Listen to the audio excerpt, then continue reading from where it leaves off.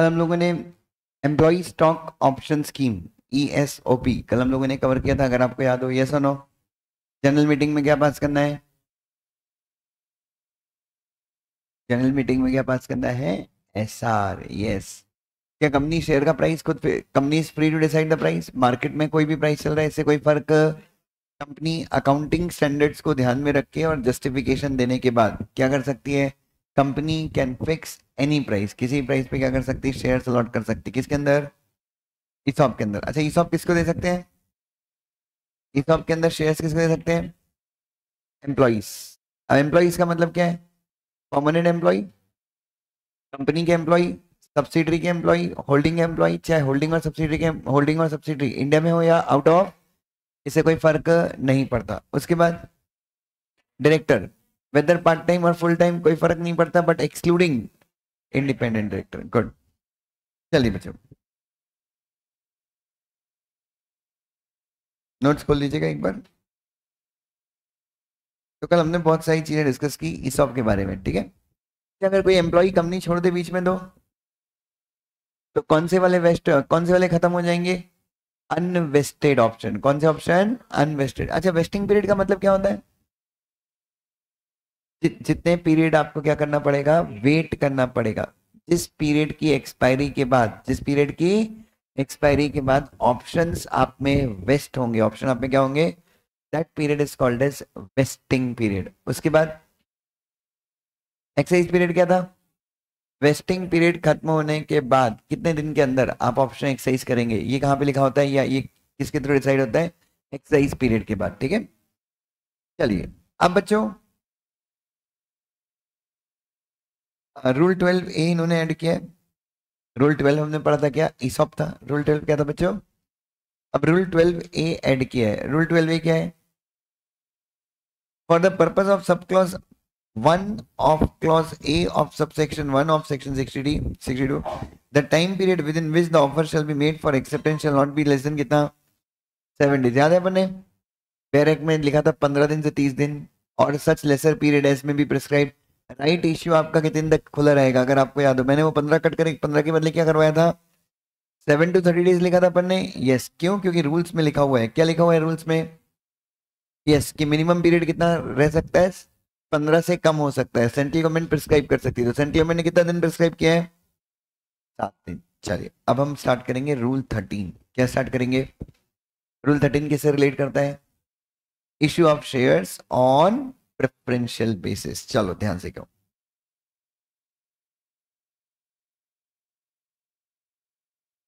तो बेसिकली आज का डिस्कशन जो होगा,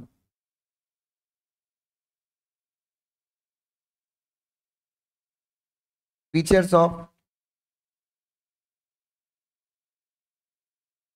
इश्यू ऑफ शेयर्स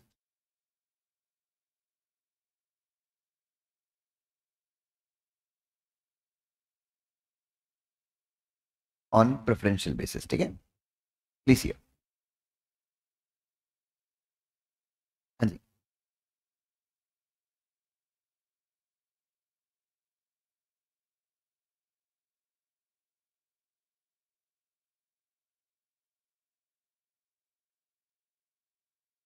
हाँ बेटा, सॉरी,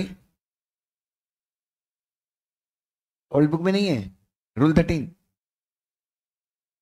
है, आगे के पीछे कहीं तो होगा, ऐसा हो ही नहीं सकता कि ना हो। चलिए, रूल 13। रूल 13 किससे रिलेट करता है बच्चों? Issue of shares on preferential basis. जब मैं पढ़ा रहा था, अच्छा ये प्रेफरेंशियल बेसिस कहाँ पे? प्रेफरेंशियल बेसिस हमने ऐसा कुछ पढ़ा नहीं है। इधर देखो, section 62 subsection 1 clause C. Section 62 subsection 1 clause C क्या बोलता है? 62 सबसेक्शन 1 क्लॉज सी क्या बोलता है? देखो, शेयर्स किसको दे सकते हैं अपन? 62 सबसेक्शन 1 क्लॉज सी किसको शेयर दे सकते हैं? Any person. तो इधर देखो, एक्ट क्या बोल रहा है? Section 62 subsection 1 sub clause C क्या बोल रहा है? कि शेयर इश्यू करने का तरीका क्या है? किसी इंसान, किसी भी इंसान को आप शेयर इश्यू कर सकते हो एसआर पास करके। क्या पास करके? ऐसा कहाँ पे लिखा है? एक्ट में। लेकिन रूल्स क्या मानते हैं?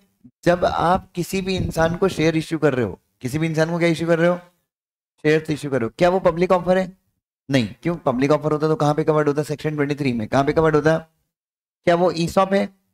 नहीं। क्या वो राइट्स इश्यू है? क्या वो स्वेट इक्विटी शेयर्स है? नहीं। तो क्या है वो? तो हमारे रूल्स क्या बोलते हैं कि जब आप शेयर किसको इश्यू करते हो, जब आप शेयर किसको इश्यू करते हो, किसके हिसाब से? 62 सबसेक्शन 1 क्लॉज सी के हिसाब से अगर आप शेयर्स इश्यू कर रहे हो, किसको इश्यू कर रहे हो? एनी पर्सन को। तो हम क्या मानते हैं उसको? कंपनीज एक्ट क्या बोलता है? अगर एनी पर्सन को शेयर इश्यू करें तो उसको हम क्या बोलते हैं? Preferential basis. जब आप ये पढ़ेंगे तो बहुत लाजमी सा है कि आपको प्रेफरेंशियल बेसिस और प्राइवेट प्लेसमेंट में आपको थोड़ा सा कंफ्यूजन होगा, लेकिन मैं आपको पहले ही कह देता हूँ, now to end the confusion मैं आपको पहले ही बोल देता हूँ कि जब कंपनी प्रेफरेंशियल बेसिस पे शेयर इश्यू कर रही है, it is a private placement only. क्या है ये? प्राइवेट प्लेस, मतलब जब आप प्रेफरेंशियल बेसिस पे शेयर्स इश्यू करो तो आपको प्राइवेट प्लेसमेंट की सारी रिक्वायरमेंट क्या करनी है? फुलफिल करनी है। सिर्फ दो रिक्वायरमेंट जो है आपको फुलफिल नहीं करनी है। सॉरी, मैं बताता हूँ, लेट मी टेल। तो तो बेसिकली इधर देखो, तो सबसे पहले आपको क्या पास करना है? प्रेफरेंशियल बेसिस पे शेयर इश्यू करना है, तो the very first thing that you have to do is you have to pass. देखो, तो सबसे पहला क्या है?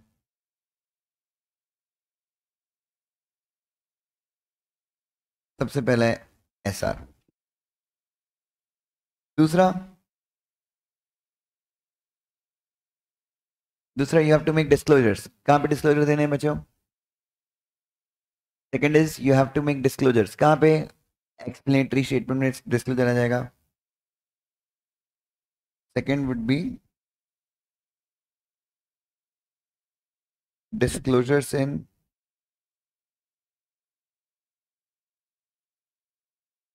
explanatory statement. Third,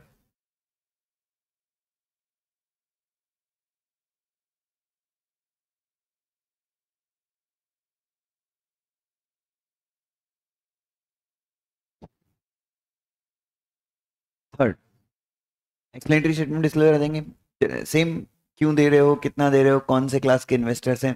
third is most important, हमेशा याद रखिए, नाम अलग है। क्या अलग है? क्योंकि 62 subsection 1 clause C, 62 subsection 1 clause clearly says कि कंपनी किसी भी इंसान को क्या दे सकती है?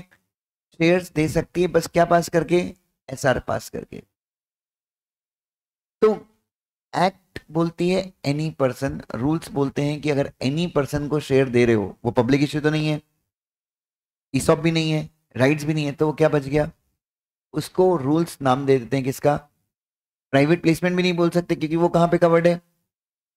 सेक्शन 42 में कवर्ड है। अब लेकिन एक्ट ने क्या लिख दिया? एक्ट ने तो लिख दिया कि आप क्या कर सकते हो?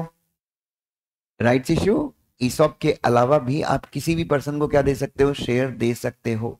एक्ट ने क्या लिख दिया? दे सकते हो। अब रूल्स बेचारे टेंशन में आ गए कि अगर एनी पर्सन को शेयर दे रहे हैं तो उसको क्या बोले? प्राइवेट प्लेसमेंट बोलते तो लफड़ा हो जाता, क्योंकि सेक्शन 42 में ऑलरेडी उसके क्या है? प्रोविजन। तो यहाँ पे गवर्नमेंट बड़ी कंफ्यूज हो गई थी जब ये रूल्स निकाले, तो फिर उन्होंने इनको क्या दे दिया? प्रेफरेंशियल प्लेसमेंट का नाम। और उन्होंने कहा कि जब आप प्रेफरेंशियल अलॉटमेंट, जब आप शेयर्स प्रेफरेंशियल अलॉटमेंट के अंदर अलॉट करते हैं तो आपको प्राइवेट प्लेसमेंट के सारे नियमों का क्या करना पड़ता है? पालन करना पड़ता है। तो लिखो, तो when shares are allotted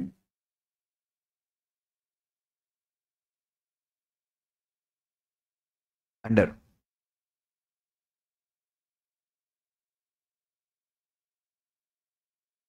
when shares are allotted under what beta? Under pref allotment,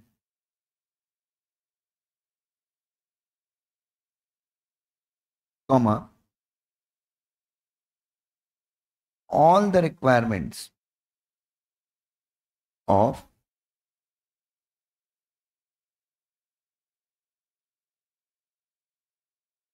private placements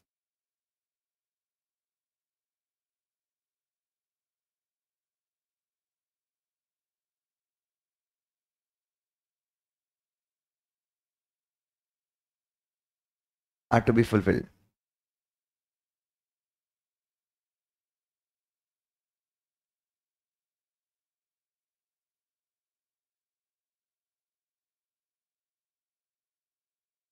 क्या? EXCEPT?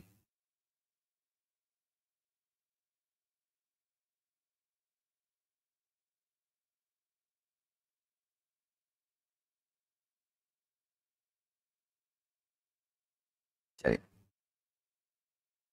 एक्सेप्ट। अब इसमें एक तो मतलब जब मैं कहूँ कि all the requirements of private placement will apply, इसका मतलब क्या हो गया? जब कंपनी शेयर प्रेफरेंशियल बेसिस पे लॉट करती है तो प्राइवेट प्लेसमेंट की सारी रिक्वायरमेंट एप्लीकेबल होगी। इसका मतलब क्या है? नाम रिकॉर्ड करना, आइडेंटिफाई करना, private placement letter of offer भेजना, अलॉटमेंट मनी को या एप्लीकेशन मनी को सेपरेट अकाउंट में रखना, रिटर्न ऑफ अलॉटमेंट कितने के अंदर फाइल करना? 30 या 15? भाई 15 दिन के अंदर। रिटर्न ऑफ अलॉटमेंट कितने के अंदर फाइल करना? 15 डेज के अंदर फाइल करना। ये सारी रिक्वायरमेंट्स आपको क्या करनी है? You need to fulfil all these requirement except. Except मतलब इसको छोड़कर। तो क्या है वो रिक्वायरमेंट? तो लिखो, तो when shares are allotted only to one or more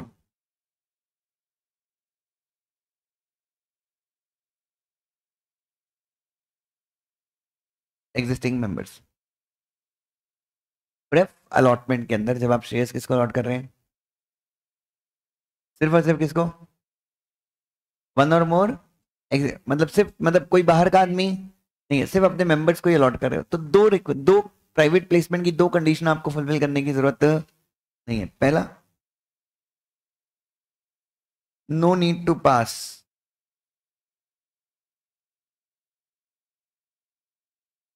ऐसा। अच्छा, प्राइवेट प्लेसमेंट के अंदर रिनंसिएशन था या नहीं था? प्राइवेट प्लेसमेंट के अंदर जिसको शेयर मिलते हैं, क्या वो अपने राइट किसी और को रिनाउंस कर सकता था या नहीं कर सकता था? नहीं कर सकता था। लेकिन मैं बोल रहा हूं कि अगर प्राइवेट प्लेसमेंट के अंदर आप शेयर सिर्फ किसको ऑफर कर रहे हैं? अपने एक या फिर एक से ज्यादा एग्जिस्टिंग मेंबर्स। मेंबर्स का मतलब शेयर होल्डर, नॉट एम्प्लॉय। तो आपको एसआर पास करने की जरूरत नहीं है। Plus there will be no restriction on the right of renunciation. Plus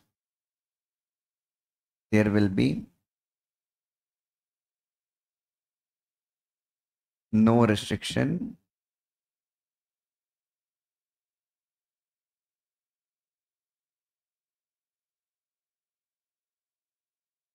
on the right of renunciation.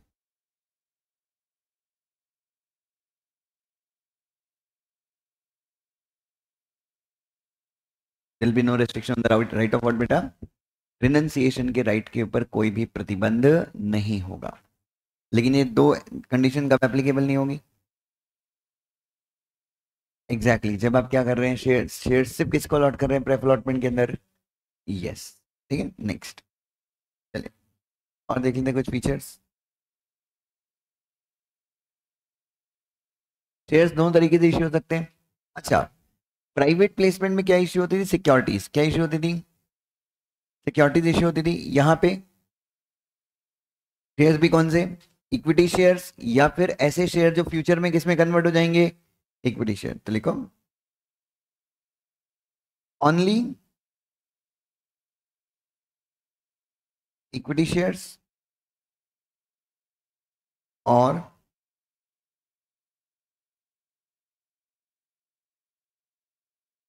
Instruments convertible into equity shares will be issued.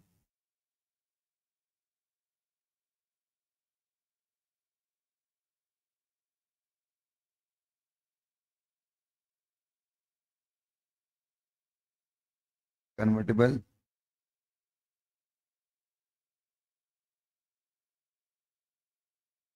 in equity shares will be issued.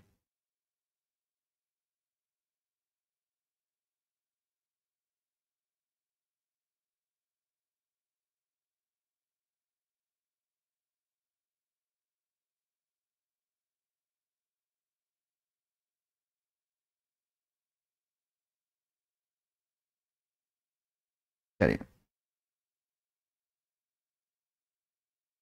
उसके बाद allotment कितने महीने के अंदर complete होना चाहिए?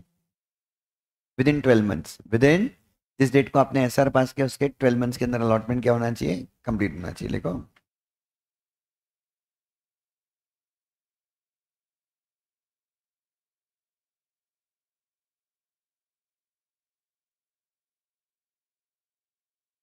Must be completed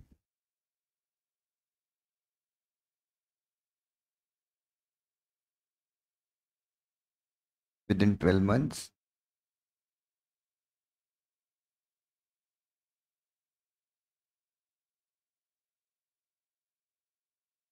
of passing SR.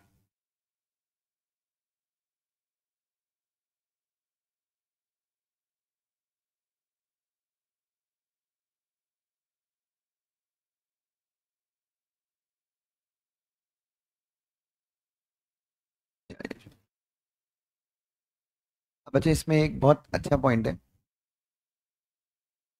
बच्चों अच्छा मुझे एक चीज बताइए, मैं क्या बोल रहा हूँ कि एक मिनट, प्रेफरेंशियल अलॉटमेंट के अंदर आप सिर्फ क्या इश्यू कर सकते हैं? प्रेफरेंशियल अलॉटमेंट के अंदर what you can issue is, ध्यान सुनिएगा ये वाला पॉइंट, आप या तो इक्विटी शेयर इश्यू कीजिए या फिर ऐसे इंस्ट्रूमेंट इश्यू कीजिए जो आज इक्विटी शेयर नहीं है पर भविष्य में किस में कन्वर्ट हो जाएंगे? इक्विटी शेयर्स में कन्वर्ट हो जाएंगे। मतलब convertible preference shares, convertible debenture. अब सुनो सुनो सुनो, अब ये कब कन्वर्ट होगा?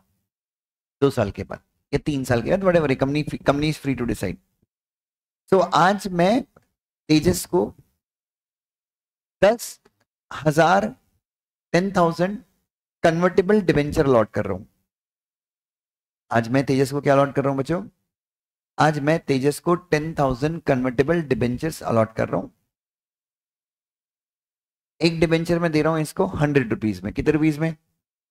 मतलब कितने रुपए से ले रहा हूं मैं? 10 लाख रुपीज ले रहा हूं। कितने रुपए ले रहा हूं मैं इससे? 10 लाख रुपीज ले रहा हूं। लेकिन ये कन्वर्टेबल डिबेंचर है। कन्वर्टेबल मतलब, वैष्णवी प्लीज कम हियर, ये डिबेंचर आज से 1 साल के बाद किसमें, आज से 10 साल के बाद किसमें कन्वर्ट हो जाएगा? इक्विटी शेयर में कन्वर्ट हो जाएगा। ये डिबेंचर आज से 10 साल के बाद किसमें कन्वर्ट हो जाएगा? इक्विटी शेयर्स में कन्वर्ट हो जाएगा। सुनिएगा ध्यान से। तो मतलब इनके 10 लाख रुपए किसके पास है? मेरे पास है। तो मैं इनके 10 लाख रुपए इनको वापस करूंगा या उसके बदले इक्विटी शेयर दे दूंगा? I give him equity shares. Now the question comes at what price? At what price I will issue him the equity shares? इन्हें मैं किस मूल्य पर, किस प्राइस पे इक्विटी शेयर्स अलॉट करूंगा?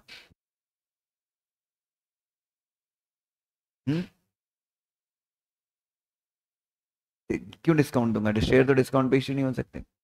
अच्छा वो फेस वैल्यू प्रीमियम के नीचे, मार्केट वैल्यू लिस्टेड नहीं है मान लो कंपनी, तो फेस वैल्यू, पागल है, फेस वैल्यू पे क्यों दूंगा भाई, बर्बाद हो जाऊंगा मैं। तो कुल मिला के कहने का मतलब है इतने सारे अलग अलग आंसर आ रहे हैं, मतलब इसके ऊपर डाउट तो है। तो कन्वर्जन का प्राइस का क्या है? कन्वर्जन प्राइस को लेके सर्टेनिटी होनी चाहिए, नहीं तो मैं किसी भी प्राइस क्या हुआ? ठीक है? तो कुछ कुछ नहीं हो सकता। एक काम करो, मेरा वाला मेरा अपना ही पैड है क्या? उस पर हो सकता है। 4 बार 8 30 मेरे फोन के शुरू के डेढ़ डेढ़। लाइफ सिंपल रखनी चाहिए इधर। हाँ जी, तो मैं क्या बोल रहा था? तो कन्वर्जन प्राइस को लेके कहीं ना कहीं क्या होगा? कन्वर्जन प्राइस को लेके कहीं ना कहीं क्या होगा? डिस्प्यूट तो होगा। क्योंकि 2 साल के बाद अगर मैं क्या कर दूं, उन्नति समझा जा बेटा, 2 साल के बाद अगर मैं क्या करूं, 2 साल के बाद अगर मैं क्या करूं, कन्वर्ट करूं, इन ये 5 साल के बाद इनके 10 लाख रुपए मेरे पास है, मुझे वापस करना है। उसके तेजस बोलता है कि मुझे आपकी कंपनी की क्या चाहिए? इक्विटी शेयर चाहिए। तो मैं उस समय कुछ भी प्राइस बोलूंगा तो वो सही होगा या गलत होगा? तो इसके ऊपर प्रोविजन बनाया गया है। इसके ऊपर क्या बनाया गया है? अब देखो ध्यान से। तो the conversion price, the conversion price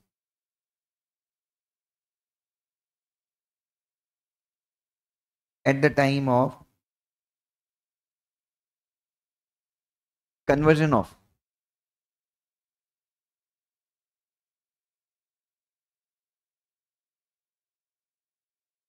the conversion price at the time of conversion of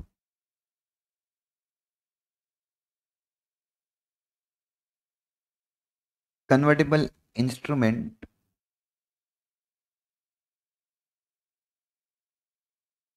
shall be decided. तो जो कन्वर्जन प्राइस होगा eight the time of conversion of convertible instrument shall be decided. कैसे decide करोगे? अच्छा, मैं क्या लिख रहा हूँ, मे भी लिख रहा हूँ या शैल बी लिख रहा हूँ? मतलब जो मैं आपको पढ़ा रहा हूँ वो एक्ट में लिखा हुआ है, ठीक है, you have to follow that. पहला पहला है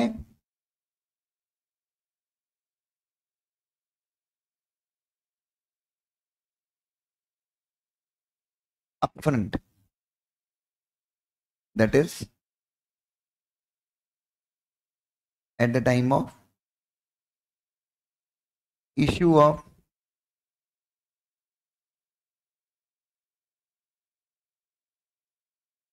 कन्वर्टेबल इंस्ट्रूमेंट.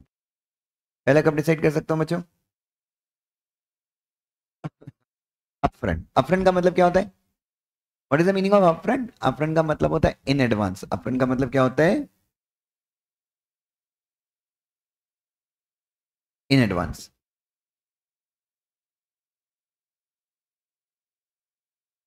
चलिए, इन एडवांस का मतलब जिस समय मैं बहुत ट्रांसपेरेंट हूं, मैंने तेजस को क्या दिए? डिबेंचर्स दिए.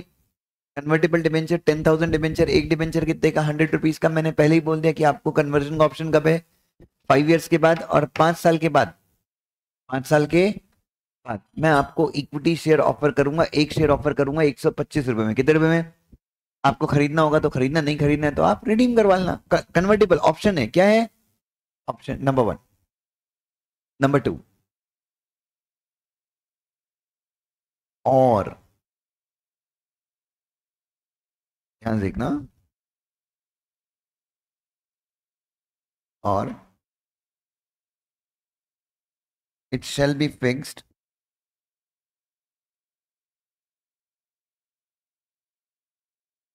not earlier than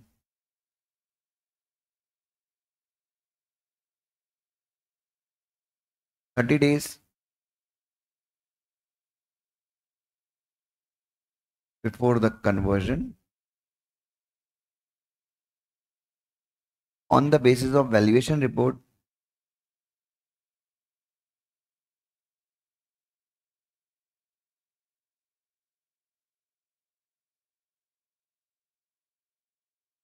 which shall be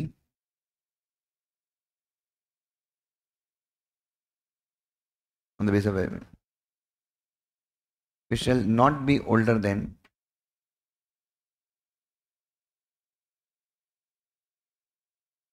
60 days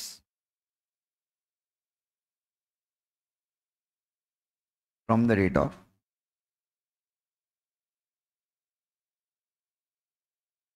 conversion.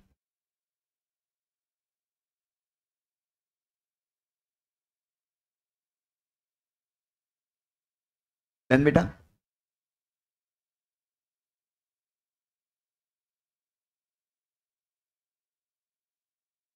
लिखा सब लोगों ने?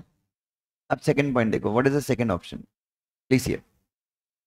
तो पहला ऑप्शन क्या है आपके पास? What is the first option available to you? पहला है, ये सबसे बढ़िया ऑप्शन है. क्या कर दो? इश्यू के टाइम पे आप कन्वर्जन का प्राइस फिक्स कर दो, ठीक है. बट अगर आप नहीं कर पाए, अगर आप इश्यू के टाइम पे कन्वर्जन का प्राइस क्या नहीं कर पाए, फिक्स नहीं कर पाए, if you could not fix the price of conversion at the time of issue, then you have the other option. क्या है पहला? It shall be fixed not earlier than. Earlier than मतलब नॉट अर्लियर मतलब पहले, लेकिन not earlier मतलब इसके पहले नहीं. इसके पहले तो अगर कन्वर्जन मान लो कौन सी डेट को हो रहा है? एक्स डेट को कन्वर्जन हो रहा है, कौन सी डेट को हो रहा है, तो क्या लिखूं, तो कन्वर्जन का प्राइस कब फिक्स होना चाहिए, सॉरी एक्स प्लस 30 या एक्स माइनस 30, एक्स माइनस 30, मतलब एक्स से 2 दिन पहले डिसाइड कर सकते हो कन्वर्जन प्राइस, 2 दिन अर्लियर डिसाइड कर सकते हो, 4 दिन अर्लियर डिसाइड कर सकते हो, 6 दिन अर्लियर डिसाइड कर सकते हो, और मैक्सिमम कितना अर्लियर डिसाइड कर सकते हो, इन शॉर्ट लास्ट के 30 डेज में कन्वर्जन का प्राइस कब फिक्स होना चाहिए, मतलब क्यों, लास्ट के 30 डेज में जो कंपनी क्या है फाइनेंशियल पोजीशन है उसके बेसिस पे, on the basis of valuation report, on the basis of, और वैल्यूएशन रिपोर्ट कितने दिन पुरानी हो सकती है, 60 डेज से ज्यादा या मैक्सिमम 60 डेज पुरानी हो सकती है, जिस दिन कन्वर्जन हो रहा है, कन्वर्जन एक्स डेट को हो रहा है, एक्स से दो, एक्स डेट से 2 दिन, एक्स डेट के 2 दिन पुरानी हो सकती है, 7 दिन पुरानी हो सकती है, 6 दिन हो सकती है, 60 डेज हो सकती है, हाँ 61 डेज हो सकती है, नहीं, तो कन्वर्जन वैल्यूएशन कब करवाना है आपको, when are you required to get the valuation done, valuation should be you should get the valuation done in last 60 days, in last 60 days के पैरामीटर्स पे जो वैल्यूएशन होगा उसके आधार पे आप कन्वर्जन का प्राइस कब फिक्स करेंगे, लास्ट के 30 डेज में, क्यों क्यों कहा जा रहा है ये? सीधी बात है, लॉ क्या चाहता है कि जब आप कन्वर्जन का प्राइस फ्यूचर में डिसाइड करते हैं, कब डिसाइड करते हैं, जब आप कन्वर्जन का प्राइस फ्यूचर में डिसाइड करते हैं तो लॉ की इंटेंशन ऐसी है कि जो उस वक्त के जो फाइनेंशियल्स होंगे, जो उस वक्त के क्या होंगे फाइनेंशियल्स होंगे, उसके बेसिस पे current financial position of the company at the time of conversion, उसके बेसिस पे क्या फिक्स हो, कन्वर्जन का प्राइस फिक्स हो, कब, तब अगर आपने प्राइस को अप फ्रंट बेसिस पर क्या नहीं किया है, फिक्स नहीं है, इज दैट क्लियर, कब फिक्स करोगे price, in the last 30 days, in the, on what basis, valuation report जो कितनी पुरानी हो सकती है, 60 डेज से ज्यादा पुरानी नहीं हो, इज दैट क्लियर ना। अच्छा, जो नॉन कैश कंसीडरेशन होगा और जो शेयर का प्राइस होगा, दोनों का वैल्यूएशन कौन करेगा, अगर मान लो शेयर कैसे लॉट कर रहे हो,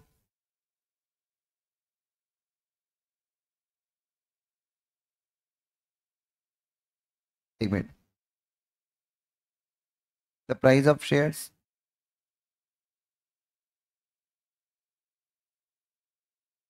जो भी शेयर का प्राइस होगा will be fixed,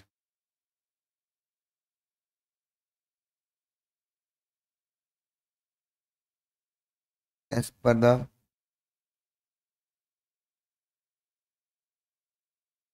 valuation report of RV,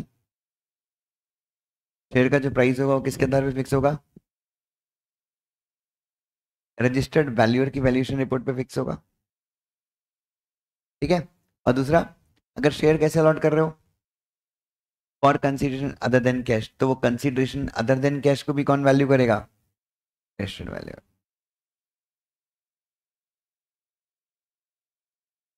consideration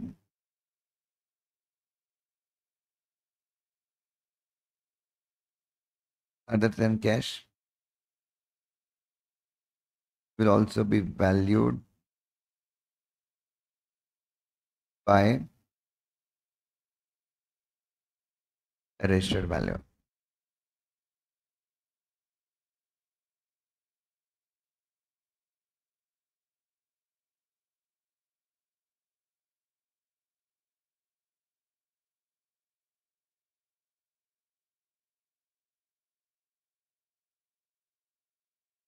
जो कंसीडर अदर देन कैश होगा उसको भी कौन वैल्यू करेगा, registered value, done.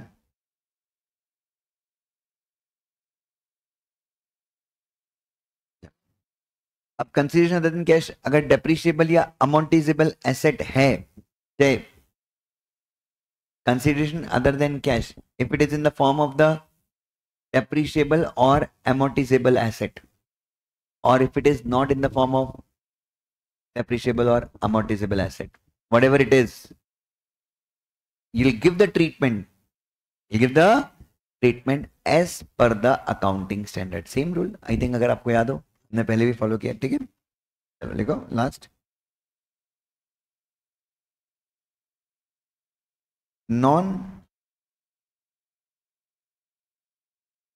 Cash consideration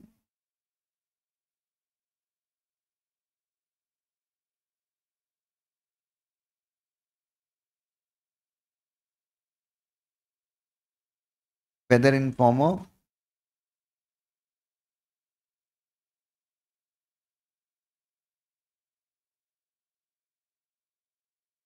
depreciable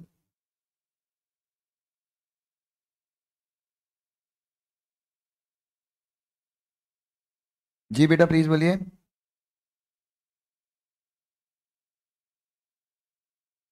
registered valuer बेटा, REGD का मतलब क्या हो गया? रजिस्टर्ड, ठीक है। Non cash consideration whether in form of depreciable और अमोर्टाइजेबल एसेट और नॉट shall be treated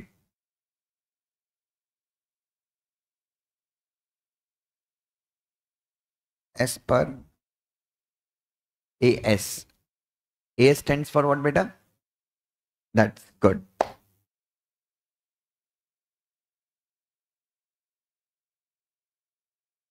तो ये कुछ पॉइंट्स थे जो मैं चाहता हूं कि like this is one of the summaries that we have done. अब हम आ जाएंगे अपने बैरक पे।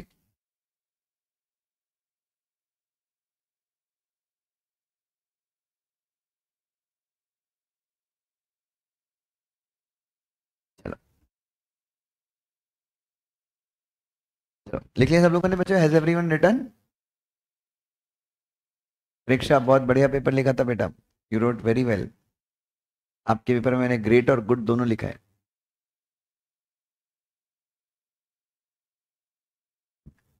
Very nice. इनका पेपर आप देख सकते हैं, स्टैंडर्ड आंसर मैंने तो आपको लिखवाया है, बट इनके आंसर भी बहुत ही बेहतरीन है। मैं अपना एक पेपर चेक करता तो उतने मार्क्स नहीं देता अपने आप को जितने मैंने आपको दिए। बहुत परफेक्टली लिखा है। चलिए आगे बढ़ जाए। चलो अब जल्दी से एक बार बैरेक्ट या नोट्स खोल लेंगे अपने।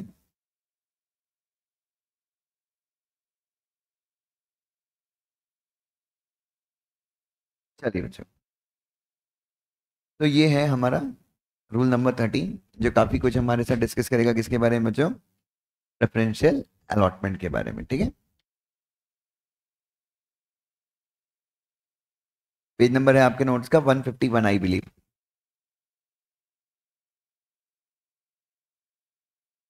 करें शुरू? चलिए।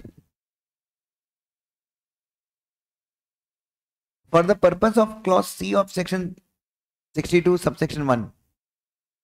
ओए कहाँ पे? 62 subsection 1 clause C, allotment of share to any person if authorized by SR in general meeting, shares may be issued by any company in any manner whatsoever, including by way of what beta? To person whether or not those persons are referred in, वो A और B में है, इससे कोई फर्क नहीं पड़ता। कौन से बेसिस पे? प्रेफरेंशियल बेसिस पे, अंडरलाइन करना, and should also comply with the condition laid down in section 42। कहने का मतलब क्या है?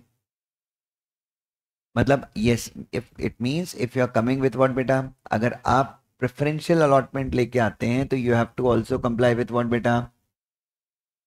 अगर आप प्रेफ अलॉटमेंट लेके आते हैं तो आपको क्या करना है? प्राइवेट प्लेसमेंट की सारी कंडीशंस क्या करनी है? फुलफिल करनी है। Proviso provided that in case of any preferential offer made by a company to one or more, अगर आप प्रेफरेंशियल ऑफर किसको दे रहे हो? सिर्फ और सिर्फ एग्जिस्टिंग शेयर होल्डर को ही दे रहे हो, किसी और को नहीं दे रहे हो, तो द प्रोविजंस ऑफ सब rule 1, the provision of what बेटा? एंड प्रोवाइजो टू सब rule 3 of rule 14 of companies PAS shall not apply। Now सब रूल 1 में क्या लिखा है? रूल 14 सब रूल 1 में क्या लिखा है? SR पास करना। और रूल 14 सब रूल 3 के प्रोवाइजो में क्या लिखा हुआ है? कि रिनाउंसिएशन का राइट नहीं है। तो ये दोनों आपके ऊपर क्या नहीं होगा? एप्लीकेबल नहीं होगा। तो हमने ऑलरेडी लिखा है कि अगर आप प्रेफरेंशियल अलॉटमेंट के अंदर शेयर्स किसको अलॉट कर रहे हो तो आपके ऊपर ये दोनों कंडीशंस एप्लीकेबल नहीं होंगी। मतलब अपने को SR पास करने की जरूरत नहीं है। तो काम किससे हो जाएगा? अपना OR से हो जाएगा। किससे हो जाएगा? काम अपना OR से हो जाएगा, ठीक है। दूसरा, अच्छा यहाँ पे कई लोग ऐसा ही बोलते कि नॉट इवन OR, अगर हमको यहाँ किसकी जरूरत नहीं है, हमको ओआर की भी जरूरत नहीं है, और काम किसे हो सकता है, बोर्ड मीटिंग में बोर्ड रेजोल्यूशन पास करने के लिए, लेकिन as a precaution, as a precaution हम एसआर के नीचे क्या आता है, ओआर, तो हम प्रिकॉशन के लिए क्या पास करेंगे, ओआर पास करेंगे, ठीक है, क्या पास करेंगे। उसके बाद provided further that the price of the share to be issued on preferential basis by a listed company shall not be required to be determined by the valuation report of the registered valuer। कहने का मतलब क्या है,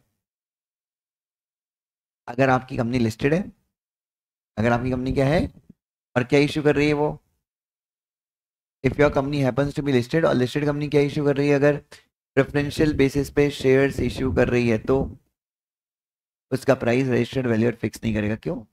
क्योंकि वो सेबी के नियमों के हिसाब से फिक्स होगा, सेबी के आईसीडीआर रेगुलेशन, कौन से रेगुलेशन, आईसीडीआर रेगुलेशन के हिसाब से फिक्स होगा।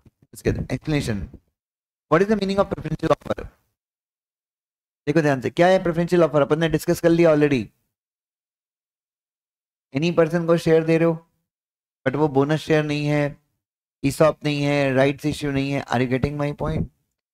Preferential offer means an issue of share और अदर सिक्योरिटीज। एक मिनट, नहीं सर आपने तो बोला था सिर्फ इक्विटी शेयर है।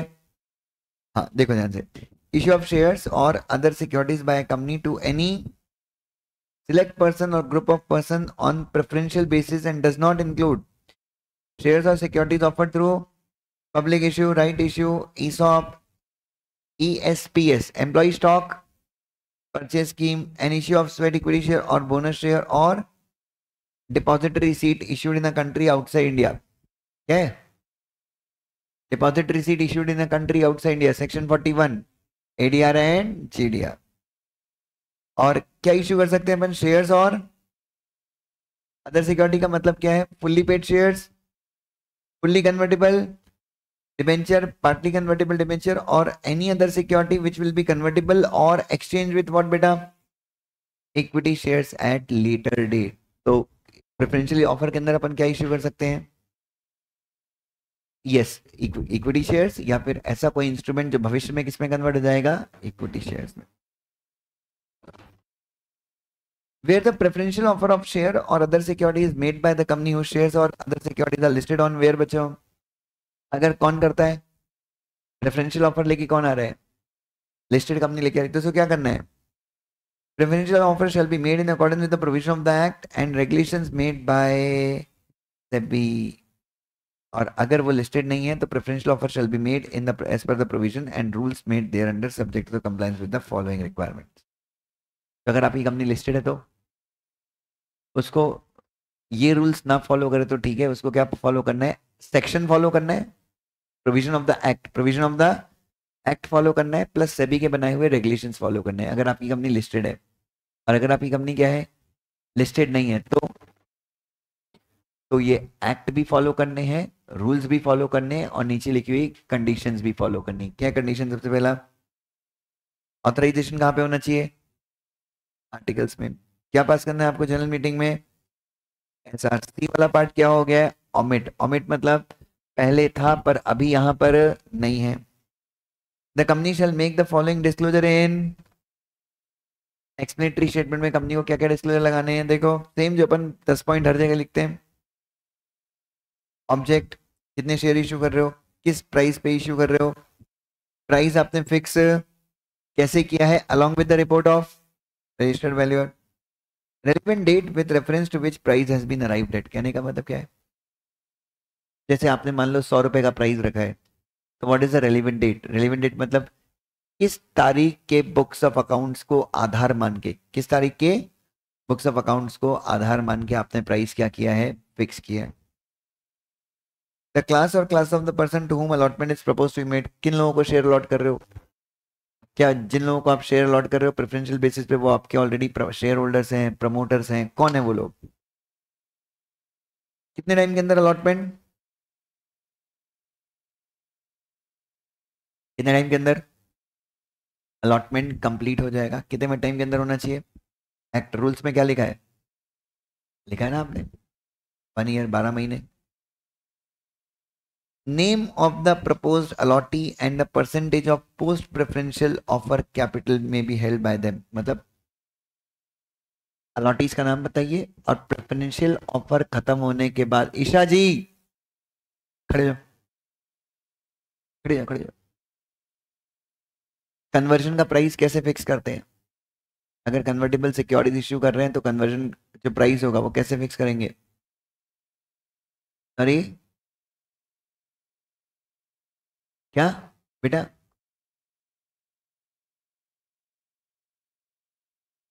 सो रहे हो बेटा एकदम आराम से? सुबह सुबह का टाइम, कितने बजे सोए थे रात को?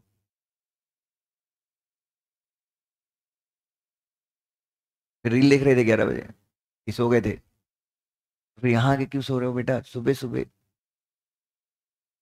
सुबह सुबह का टाइम लाइफ का सबसे बेस्ट टाइम होता है पढ़ने का बच्चों।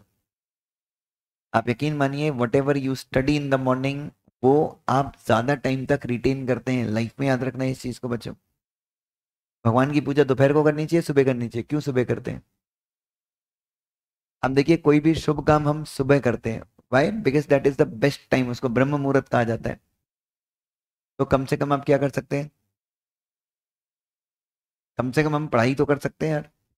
ठीक है, थोड़ा सा आज के टाइम में ब्रह्म मुहूर्त थोड़ा डिले कर दो, बट 10-11 बजे तक तो, 12 बजे तक तो you should be very active बच्चों। 12-1 बजे तक you should be very active. चलो इधर सो रहे हो आराम से? नहीं नहीं, नॉट नॉट एक्सेप्टेड। हाँ जी। तो बच्चों, जिस व्यक्ति को आप शेयर कैसे दे रहे हो, जिस व्यक्ति को आप प्रेफरेंशियल बेसिस पे, उसका नाम क्या है? और ऑफर के बाद, ऑफर के बाद उस व्यक्ति की हमारी कंपनी में कैपिटल में कितनी हिस्सेदारी हो जाएगी? क्या इसे चेंज इन कंट्रोल होगा? अरे यस मतलब कैसे यस हो जाएगा? अरे तो जरूरी थोड़ी ना है। तुम्हारे पास 0% शेयर है, मैंने तुमको 2% शेयर दे दिए प्रेफरेंशियल बेसिस पे, तुम्हारे पास कितने परसेंट शेयर हो गए? तो क्या इससे कंट्रोल चेंज हो रहा है? तो क्या इससे कंट्रोल चेंज होगा? हो सकता है। कब? अगर किसी के पास ऑलरेडी 48% है, तुमने उसको 3% शेयर दे दिए, तो that might result into change into control. Number of person to whom allotment on preferential basis have already been made during the years।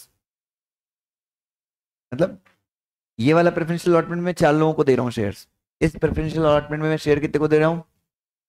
इसके अलावा क्या मैंने ड्यूरिंग द ईयर और भी कोई प्रेफरेंशियल अलॉटमेंट लेके आया है, और उसमें कितने शेयर्स मैंने अलॉट किए हैं प्रीवियस? कौन से? Previous. Justification for allotment propose to be made for consideration other than cash together with, अच्छा, रिपोर्ट ऑफ रजिस्टर्ड वैल्यू। कहने का मतलब है, अगर आप शेयर्स कैसे अलॉट कर रहे हो, तो आप जस्टिफाई करो कि आप ऐसा क्यों कर रहे हो, इससे आपको फायदा क्या होगा। Last, the pre issue and post issue share holding pattern of the company in the following format. Bracket में क्या लिखा है? फॉर्मेट आप कहाँ चेक कर सकते हैं? पेरेंट, मैं आपको बता दूंगा, कोई दिक्कत नहीं है। उसके बाद क्या है? एक मिनट, बस ये हो गया। तो यहां तक क्या खत्म हो गए बच्चों? यहां तक के अपने डिस्क्लोजर कहाँ पे खत्म हो गए? एक्सप्लेनेटरी स्टेटमेंट में। अगली कंडीशन देखेंगे, E, the allotment of securities on a preferential basis pursuant to special resolution passed shall be completed. कितने महीने के अंदर कंप्लीट होना चाहिए? 12 महीने from the rate of SR. अगर नहीं कर पाए तो, अगर 12 महीने के अंदर नहीं कर पाए तो वापस से क्या पास करना पड़ेगा? एसआर पास करना पड़ेगा। ठीक है, उसके बाद सिक्योरिटीज का प्राइस कैसे डिसाइड करोगे? Shall be determined on basis of what बेटा? Valuation report of the registered valuer. तो रजिस्टर्ड वैल्यूअर बताएगा शेयर का प्राइस। जैसे फॉर एग्जांपल 50 रुपये बताया उसने, तो अपने को क्या करना है? 50 या फिर उसके ऊपर ही अपने को क्या करना है? शेयर्स इशू करने हैं। Where the convertible securities are offered on a preferential basis with option to apply for and get equity shares allotted। apply for and get मतलब, अगर मैं क्या इशू कर रहा हूं आपको? Convertible securities. कौन से ऑप्शन पे? With apply for and get, मतलब तुमको, तुम्हारा मैं अपने आप कन्वर्जन करूंगा या you will have to apply? अगर तुमको इक्विटी शेयर चाहिए तो you have to apply for and you get. तो जो प्राइस है कौन से शेयर्स का? रिजल्टेंट। रिजल्टेंट मतलब, रिजल्टेंट मतलब कौन से? जो कन्वर्ट होंगे, जो कन्वर्ट होकर तुमको मिलेंगे। कैसे डिसाइड करोगे, कैसे डिटरमाइन करोगे? Number 1, either upfront at the time when offer of convertible securities is made on the basis of valuation report of the registered valuer at the stage of such offer. तो पहला option क्या है? What is the first option? Issue के time पे, वो भी किसके आधार पे डिसाइड करूंगा मैं? रजिस्टर्ड. दूसरा 30+30 वाला, at the time which shall not be earlier than कितना? किस डेट का 30 days? When the holder of convertible security become entitled to apply for shares on the basis of valuation report of the registered value are not earlier than, clear है? x -30 पक्का, ये ध्यान में रखना है. और जो भी आपका डिसीजन है, ये ऊपर वाला डिसीजन, अपफ्रंट वाला या बाद वाला डिसीजन है, ये आपको कब लेना है? अरे कब लेना है? Eight the time of offer, मतलब जब आप प्रेफरेंशियल सिक्योरिटीज को ऑफर करें तभी आपको डिसीजन लेना है. और कहां पे डिस्क्लोज करना है? and you have to make a disclosure under sub clause 5 of clause D. मतलब कहां पे डिस्क्लोज करना है? एक्सप्लेनेटरी स्टेटमेंट में आपको डिस्क्लोज करना है जो भी आपने क्या लिया है, जो भी आपने क्या लिया है, डिसीजन लिया है. कब डिसाइड करना है आपको? सुबह सुबह यौन भी नहीं आना चाहिए क्लास में, उबासी. ठीक है, ये कब आना चाहिए? जेआई जेल के लेक्चर में आ जाए तो कोई दिक्कत नहीं है, तुम पूरे क्या हो जाते हो तब तक. अभी तो यार फ्रेशनेस है, मॉर्निंग का टाइम इज गॉड्स टाइम, भगवान के साथ है अपन अभी. सुबह हर वक्त पॉजिटिव, हर जगह पॉजिटिविटी है, नेगेटिव लोग सो रहे हैं. Are you getting my point? जिसको पढ़ाई की पढ़ी नहीं है वो आया ही नहीं है बच्चों. ठीक है, सो क्यों आता है रिजल्ट? अपनी क्लास में ऑफिशियली 95 एडमिशन, 97 एडमिशन है.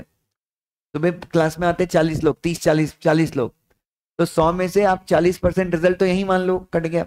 फिर हम बोलते हैं कि रिजल्ट आता है 10%, क्यों आ रहा है? 40 तो यही है, 60% कचरा तो साफ है. Getting my point? तो हमेशा याद रखो, कुछ पाने के लिए कुछ नहीं खोना पड़ता बच्चों, बहुत कुछ खोना पड़ता है. आज की तारीख में वो सफल, वो कहानी गई कि कुछ पाने के लिए क्या करना पड़ता है, कुछ. With the level of competition that we have in the country, आज की तारीख में जो हम प्रतिस्पर्धा में फंसे हुए हैं बच्चों, hell of content is available on free, दुनिया भर की चीजें. तो जिस लेवल का कंपटीशन है आज की तारीख में, आपको कुछ अगर पाना है तो बहुत कुछ खोना है. वो मम्मी पापा के टाइम पे ठीक था, कुछ पाने के लिए क्या करना पड़ता है? कुछ खोना पड़ता है. मेरे पापा ने डिप्लोमा इंजीनियरिंग किया था, he had done diploma in engineering. भाई साहब, जैसे ही मेरे पापा ने डिप्लोमा इंजीनियरिंग किया, मेरे पापा को उन्होंने, अब उस समय पता नहीं नौकरी कैसे लगती थी, ONGC, Madhya Pradesh pollution control board, ठीक है, देन कोल इंडिया लिमिटेड, सिविल इंजीनियर थे पापा, एंड देन मध्य प्रदेश का इरिगेशन डिपार्टमेंट. 4 4 5 5 गवर्नमेंट जॉब्स के ऑफर थे मेरे पापा के पास. और सिलेक्शन कैसा होता था? जाओ इंटरव्यू दो, सिलेक्शन. सिर्फ क्या किया था उन्होंने? डिप्लोमा नहीं होता 12th के, 10th के बाद 3 साल का डिप्लोमा होता है. ये डन जस्ट दैट.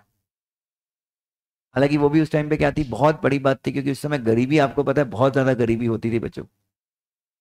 मतलब वो मेरे पापा, हम लोग, मैं वही वाली जनरेशन वाला हूँ ना, कि हम नदी पार करके क्या करते थे, स्कूल जाते थे, ठंड में कांटे लगते थे पैर में चप्पल नहीं होती थी, बड़े भाई का कपड़ा छोटा भाई पहनता था, छोटे का और छोटा, और छोटे का और छोटा, और छोटे का और छोटा, और 7वीं बार में कपड़ा मेरे पास आता था क्योंकि मैं 7वें नंबर का भाई था.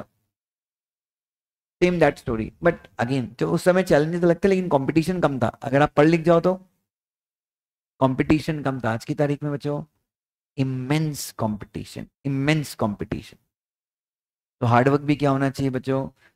इमेंस होना चाहिए, without any distraction. Anyway, where shares or other securities are allotted for consideration other than cash, the valuation of such consideration shall be done by registered valuer. जो क्या साला चौथी बार बता रहे हैं ये चीज. अरे करवा लेंगे ना भाई, क्यों इतना पीछे पड़ा है? कंसिडरेशन अदर देन कैश को कौन वैल्यू करेगा? Registered valuer. Non cash consideration कैसे ट्रीट करोगे? अगर वो कैसे है, डेप्रिशिएबल या अमोर्टाइजेबल एसेट के फॉर्म में है तो अकाउंटिंग स्टैंडर्ड में दिखाओगे. उसके बाद अगर वो नहीं है तो भी आपको क्या करना है? अकाउंटिंग स्टैंडर्ड में ही दिखाना है. For the purpose of this rule it is hereby bye clarified that, अच्छा ये भी कट कर देना. जब तक रजिस्टर्ड वैल्यूअर के प्रोविजन एप्लीकेबल नहीं होते तब तक वैल्यूएशन कौन करेगा? सीए या फिर मर्चेंट बैंकर। खत्म कर दो इन लोगों को। क्यों? अरे रजिस्टर्ड वैल्यूअर के प्रोविजन एप्लीकेबल हो चुके हैं। The price of the share or other securities to be issued on preferential basis shall not be less than the price determined on the basis of what बेटा? Share अगर registered value की report में 50 रुपए का price लिखा है, registered valuer की report में कितने रुपए का प्राइस लिखा है, तो शेयर कितने पे इश्यू करोगे? 50 या उसके ऊपर। Is that clear? और ये हमारी चर्चा खत्म होती किसके ऊपर? प्रेफरेंशियल अलॉटमेंट के ऊपर हमारी चर्चा क्या होती है? खत्म होती है। उसके बाद आपको ये तो बेरेट के प्रोविजन हो गए पूरे। उसके बाद अगर आपको एचएल मार्केट पढ़ना है तो आप क्या कर सकते हैं? इजी लैंग्वेज वाला पार्ट क्या कर सकते हैं? पढ़ सकते हैं। इसमें सब कुछ लिखा है, आपको राइट इश्यू की प्रोसीजर वगैरह सब कुछ मिल जाएगी। फिर ईसॉप का पूरा मिल जाएगा आपको, सब कुछ मिल जाएगा बच्चों, एकदम आसान भाषा में। उसके बाद भी अगर आपको सुकून नहीं मिल रहा है, ऐसा लग रहा है कि दुष्यंत ने कुछ कमी छोड़ दी है, तो अभी तक हमने क्या क्या पढ़ा है? Right issue, ESOS, preferential allotment, conversion of loan and debenture. तो बच्चों टोटल अगर आप देखो, टोटल अगर मैं 62 को समराइज करूं तो टोटल 5 मोड में क्या बताया गया है? अगर आप पूरे सेक्शन 62 को कंबाइन कर दें तो टोटल कितने मोड्स हैं? 5 मोड। बच्चों मैं चाहता हूं एक बार जस्ट रीड करो, मैं 1 मिनट में आया, ये पूरा आपको समरी मिल जाएगा। तो एग्जाम के एक दिन पहले क्या पढ़ सकते हो आप? नहीं, हैंड रिटन नोट्स पढ़ना वो भी बेटर है। एग्जाम के एक दिन पहले आपको सबसे बड़ा स्ट्रेस क्या रहेगा कि मैं पूरे 500 सॉरी अपने नोट्स में 647 पेजेस है, कैसे कंप्लीट करूं? तो या तो आप नोट्स ही पढ़ लो, ओल्ड स्कूल मेथड। शॉर्टकट मारना है तो मैंने आपको पूरा प्रॉपर हैंड रिटन नोट्स दिए हैं, आप वो भी पढ़ सकते हैं। उससे भी क्या हो जाएगा, काफी अच्छा हो जाएगा। लगभग 700-800 पेज के मेरे हैंड रिटन नोट्स हो जाएंगे।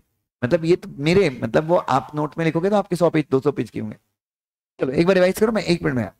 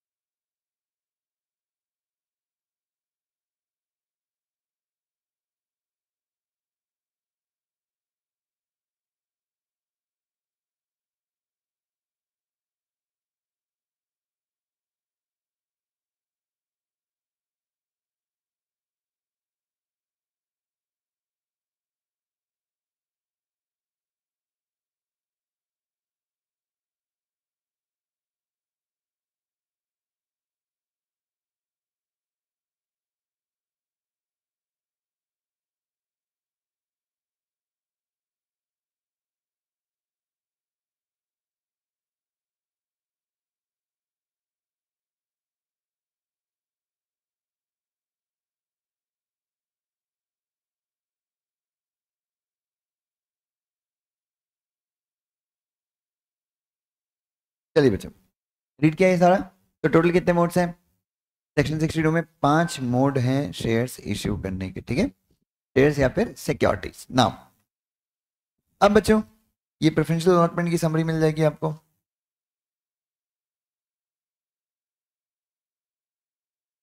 फिर जिसको difference between 62 and 63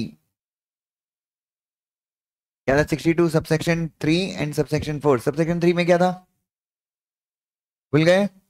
loans can be raised और debentures can be issued to anyone. यहाँ पे लोन्स रेज करोगे और डिबेंचर इश्यू करोगे किसको? सिर्फ गवर्नमेंट को। Option of conversion to be approved by SR, याद है आपको? यहाँ पे कोई भी ऑप्शन देने की जरूरत नहीं है। कन्वर्जन कैसे होगा? जैसे जो टर्म्स एंड कंडीशन किसके बीच में अग्री हुई है? बोरोवर और लेंडर, कंपनी और जिसको डिबेंचर इश्यू किए। यहाँ पे कन्वर्जन कौन सी टर्म्स पे होगा? जो गवर्नमेंट। और बच्चों, authorised capital will have to be increased by the company, further issue of share is beyond the authorised capital, correct है क्या? लेकिन यहाँ पे आपको ऑथराइज शेयर कैपिटल अलग से बढ़ाने की जरूरत है, या सेंट्रल गवर्नमेंट ने अगर ऑर्डर कर दिया तो कैपिटल अपने आप बढ़ जाएगी? If the central order of central government increases the authorise share capital, if the order of if the order has the effect of increasing the authorized share capital, क्या नहीं से कैपिटल अपने आप बढ़ जाती है, हमको अलग से ऑर्डर करने की जरूरत नहीं है। No provision of appeal against the option of conversion as the conversion as per what बेटा? क्या नहीं से सेक्शन 62 सबसेक्शन 3 में अपील की कोई प्रोविजन नहीं था। क्यों? क्योंकि कन्वर्जन का ऑप्शन तो मैंने ही आपको दिया था एसआर पास करके शुरू में, याद है आपको? अरे याद है कि नहीं? लेकिन यहाँ पे अगर सेंट्रल गवर्नमेंट के ऑर्डर से मैं क्या नहीं हूं, सेटिस्फाइड नहीं हूं, तो मैं एनसीएलटी में अपील कर सकता हूँ कितने दिन के अंदर? 60 डेज के। अब आगे यहाँ पे सबसे इंपॉर्टेंट, 80% सीएस के स्टूडेंट जो एग्जाम अपीयर करते हैं वो किसी को नहीं पता होता प्रेफरेंशियल अलॉटमेंट और प्राइवेट प्लेसमेंट के बीच में what is the difference.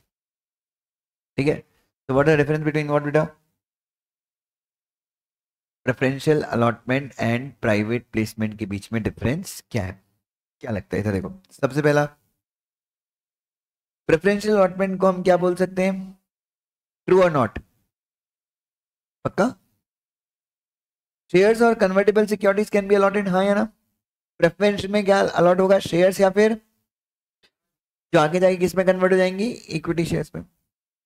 All provisions और of private placement will apply, सिर्फ कौन से छोड़ के? वो ओआर वाला और इनंसिएशन वाला छोड़ के, वो जब आप एग्जिस्टिंग वालों को देते हैं। बाकी सब कुछ किसके ऊपर, किस हिसाब से होगा? प्राइवेट प्लेसमेंट के हिसाब से। अलॉटमेंट कितने महीने के अंदर कंप्लीट होना होता है of passing SR? Private placement कहाँ पे कवर्ड है? इसमें क्या इश्यू कर सकते हैं? The scope of 42 extend to preferential allotment also, हाँ या ना? और यहाँ पे no such requirement given in section 42 and rule 14 कि अलॉटमेंट कितने महीने के अंदर कंप्लीट होना चाहिए? 12 मंथ्स के अंदर कंप्लीट होना चाहिए। बस यहाँ ये है कि जो लोग शेयर्स के लिए अप्लाई करते हैं प्राइवेट प्लेसमेंट में, उनको 60 डेज के अंदर, कितने के अंदर? 60 डेज के अंदर क्या होना चाहिए? अलॉटमेंट होना चाहिए। याद है जिस दिन एप्लीकेशन किया था उसके 60 डेज के अंदर? प्राइवेट प्लेसमेंट में भूल गए? प्राइवेट प्लेसमेंट में अलॉटमेंट कितने दिन के अंदर करते हैं? 60 डेज। तो कहना ही से वो प्रोविजन तो यहाँ पे भी एप्लीकेबल होगा। ओए, यहाँ पे भी प्रेफरेंशियल अलॉटमेंट में जो अप्लाई करेगा उसको कितने के अंदर शेयर अलॉट करोगे? अबे 12 मंथ्स के अंदर करना है, बट 60 डेज के अंदर करना है ना। क्यों? क्यों? क्योंकि प्राइवेट प्लेसमेंट के सारे प्रोविजन किसके ऊपर एप्लीकेबल होते हैं? प्रेफ अलॉटमेंट के ऊपर। आपको भाई प्राइवेट प्लेसमेंट के सारे प्रोविजन किसके ऊपर अप्लाई होते हैं? प्रेफ अलॉटमेंट के ऊपर। ठीक है, तो यहाँ पे 60 डेज वाला प्रोविजन भी एप्लीकेबल होगा। चलिए बच्चों, नेक्स्ट। अब मैं किसका स्टार्ट करूंगा बच्चों? बच्चों अभी हम किसका शुरू करेंगे? दीदी किसके साथ? 63 क्या है बच्चों? ओए 63 क्या है? Bonus shares. जल्दी से अपने हैंड रिटन नोट्स में आ जाइए और हेडिंग डालिए yes, issue of bonus shares.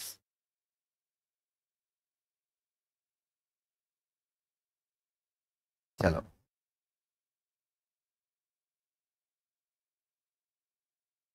Section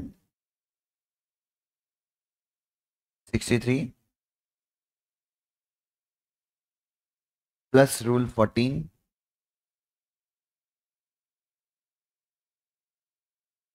of companies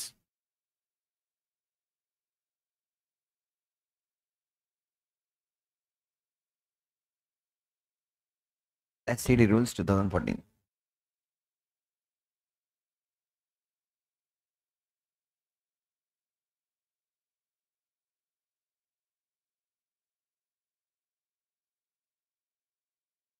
चलिए everyone,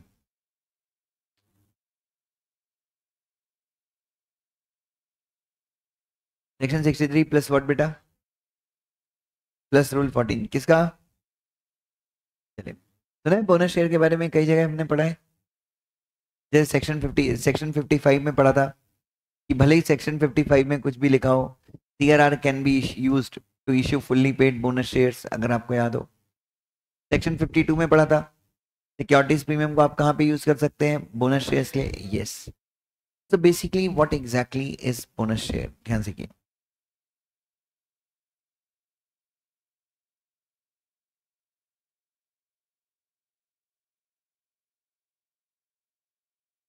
make this balance sheet, आपके नोट्स में बनाइए बैलेंस शीट।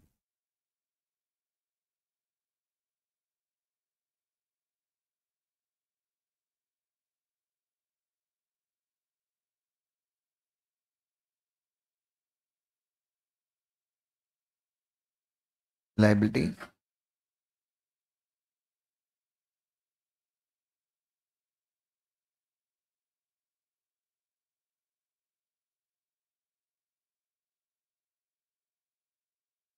चलिए एक्स लिमिटेड की बैलेंस शीट है।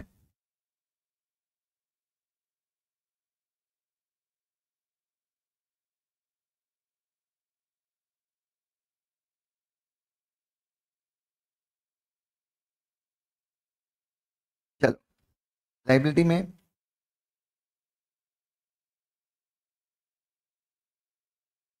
Share capital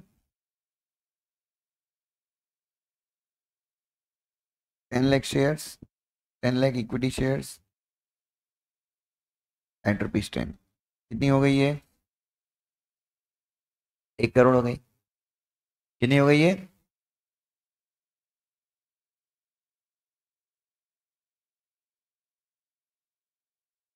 reserve 5 crore,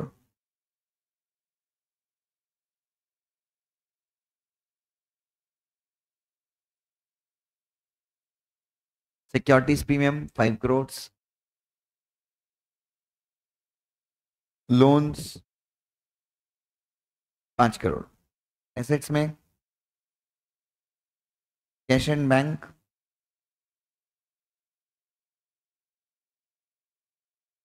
12 crore, plant and machinery 4 crore.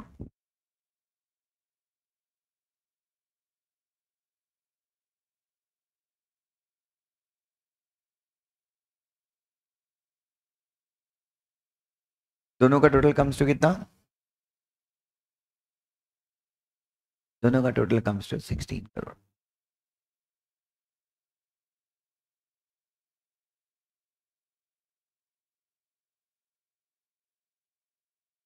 ठीक है, ना प्लीज। अब बच्चों नाउ इस बैलेंस शीट में आपको क्या कुछ गड़बड़ दिखती है या परफेक्ट है? अगर मैं एज अ फाइनेंशियल एनालिस्ट आपसे पूछूं कि इस बैलेंस शीट में सब कुछ अच्छा है या कुछ इश्यूज हैं?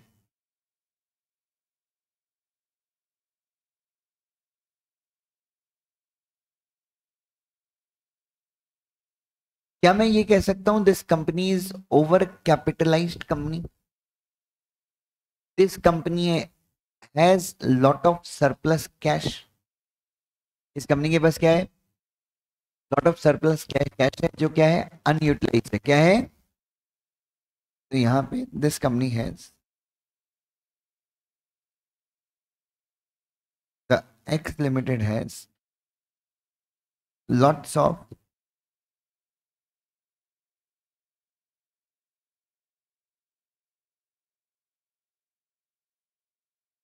Unutilised cash. ठीक है, नाउ अब उस कैश को बिजनेस में यूज करना है। उस कैश को कहाँ पे यूज करना है? क्या कर सकते हैं? अगर हमें कैश को बिजनेस के लिए यूज करना है तो अब देखो फ्री रिजर्व से आप सिर्फ डिविडेंड दे सकते हो, फ्री रिजर्व से आप क्या दे सकते हो, और सिक्योरिटीज प्रीमियम अकाउंट में रखा हुआ पैसा आप उन्हीं पर्पस के लिए यूज कर सकते हो जो कहाँ पे बताया है, सिक्योरिटीज प्रीमियम अकाउंट में रखा हुआ पैसा आप उन्हीं पर्पस के लिए यूज कर सकते हो जो कहाँ बताया है, सेक्शन 62 में बताया, हाँ या ना। अरे बच्चों हाँ या ना, तो व्हाट यू कैन डू। अब कैसे यूज करूं मैं अपने फ्री रिजर्व और सिक्योरिटीज प्रीमियम में 10 करोड़ रुपए फोकट में रखा है जिसका कोई इस्तेमाल मैं उसको बिजनेस के लिए यूज करना चाहता हूं, so comma in this case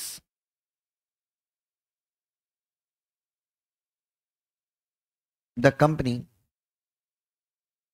in this case the company can capitalise